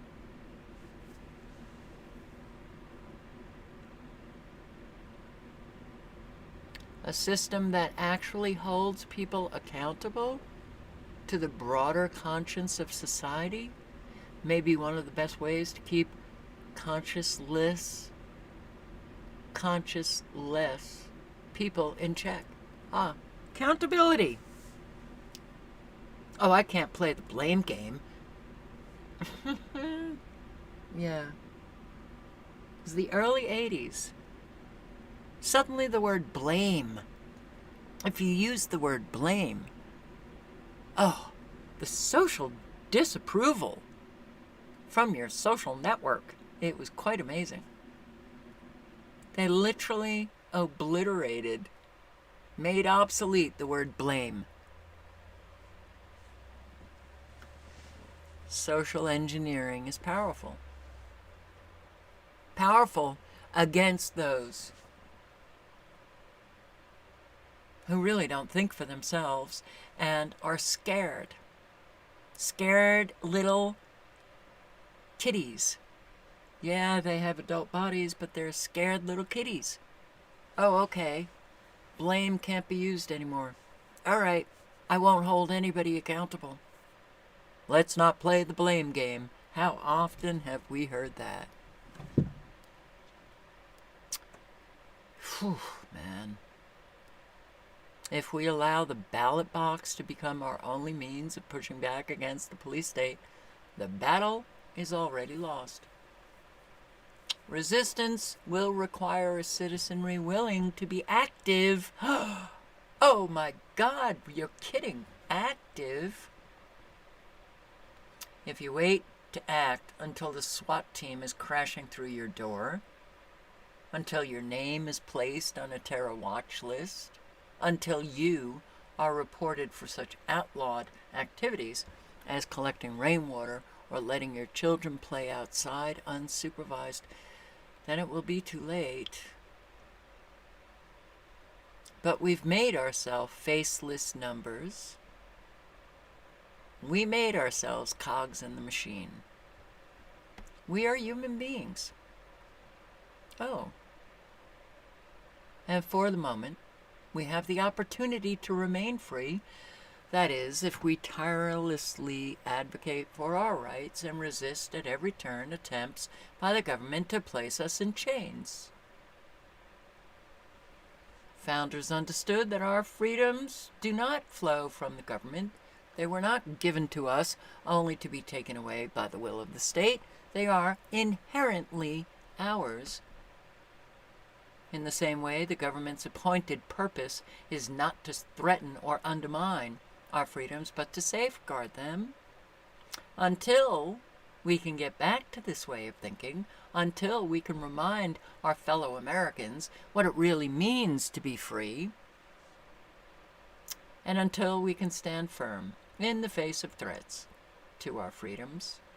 We will continue to be treated like slaves in thrall to a bureaucratic police state run by political psychopaths.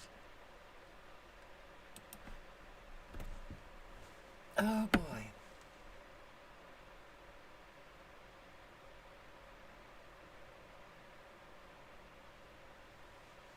I did see comments earlier. It's not we. We didn't do anything. It's the government. Oh, I'm so tired of that. So tired of it.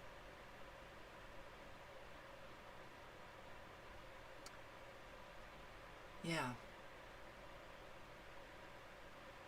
I also think I'm getting sick.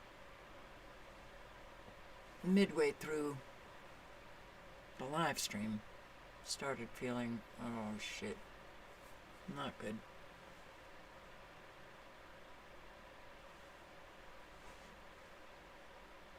We have to hold people accountable.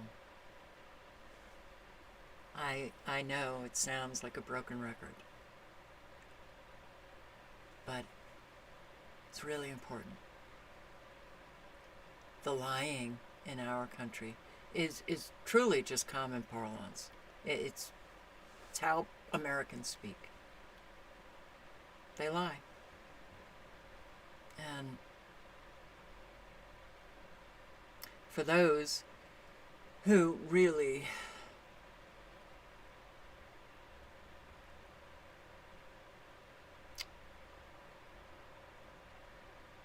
see honesty as sacrosanct, I would think that those are having a really hard time.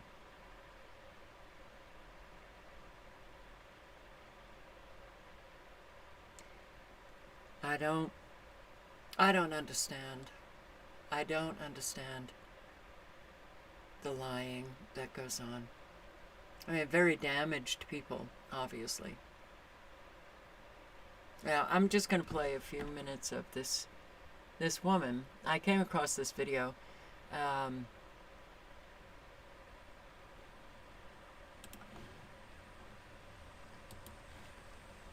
She's living in her car. I think she's in Vancouver. I'll link below to this video. And why? Well, money. And it's very painful to listen to these people who are living in their cars. People that if you spotted them on the street, you would never imagine that they were living in their car. But she said something that I've actually said, not the exact words, but I said, when I lost everything, the only thing that I had left was my integrity. That was it. And I knew that if I lost that, I would lose myself completely. So, you don't know the experience until you experience it. And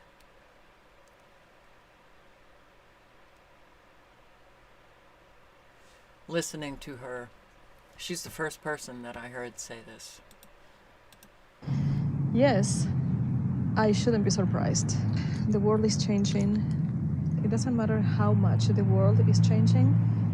One thing that we should never lose is our integrity. We should never change or lose our integrity. We should never lose our moral values. because that's who we are, and that should never change, no matter the circumstances. We should always be truthful to ourselves, because we can lose money, we can lose our home, we can lose anything, but we should never lose who we are. And who we are is what actually in the end makes us move and help us avoid regretting things in the future. So before I went to bed, I got freaked out because I saw someone in a pickup, old pickup, I don't even know the brand, truck, that looked like he was constantly looking at where I was. So I went for a drive around the parking lot, and I could see now in Walmart that it says no overnight parking permitted. So Okay, so she doesn't stay there, but it's interesting too that when you're living in your car, you have that experience, and it opens your eyes to an awful lot of people, and you can see that they too are homeless. And it's rather devastating.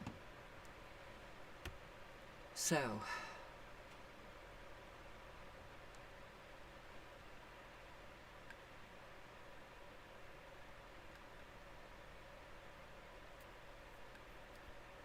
what cannot be lost?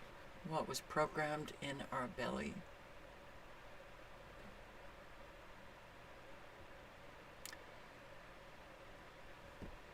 Your choice. Your choice every single day. Whether to bring your best self, which requires work on yourself, or not. Or not. Just keep doing same old, same old. Your choice, whether or not to help those in need, or not. It is your choice, whether you live honestly or not, whether you speak honestly or not. A whole lot of people who haven't lost a whole lot of stuff just keep doing the same old, like a robot, every single day. They don't take a look in the mirror, they don't do the self-examination, they don't do the self-reflection. That changes the mind and heart, and God, do we need it. We need it bad. So, it's your choice. And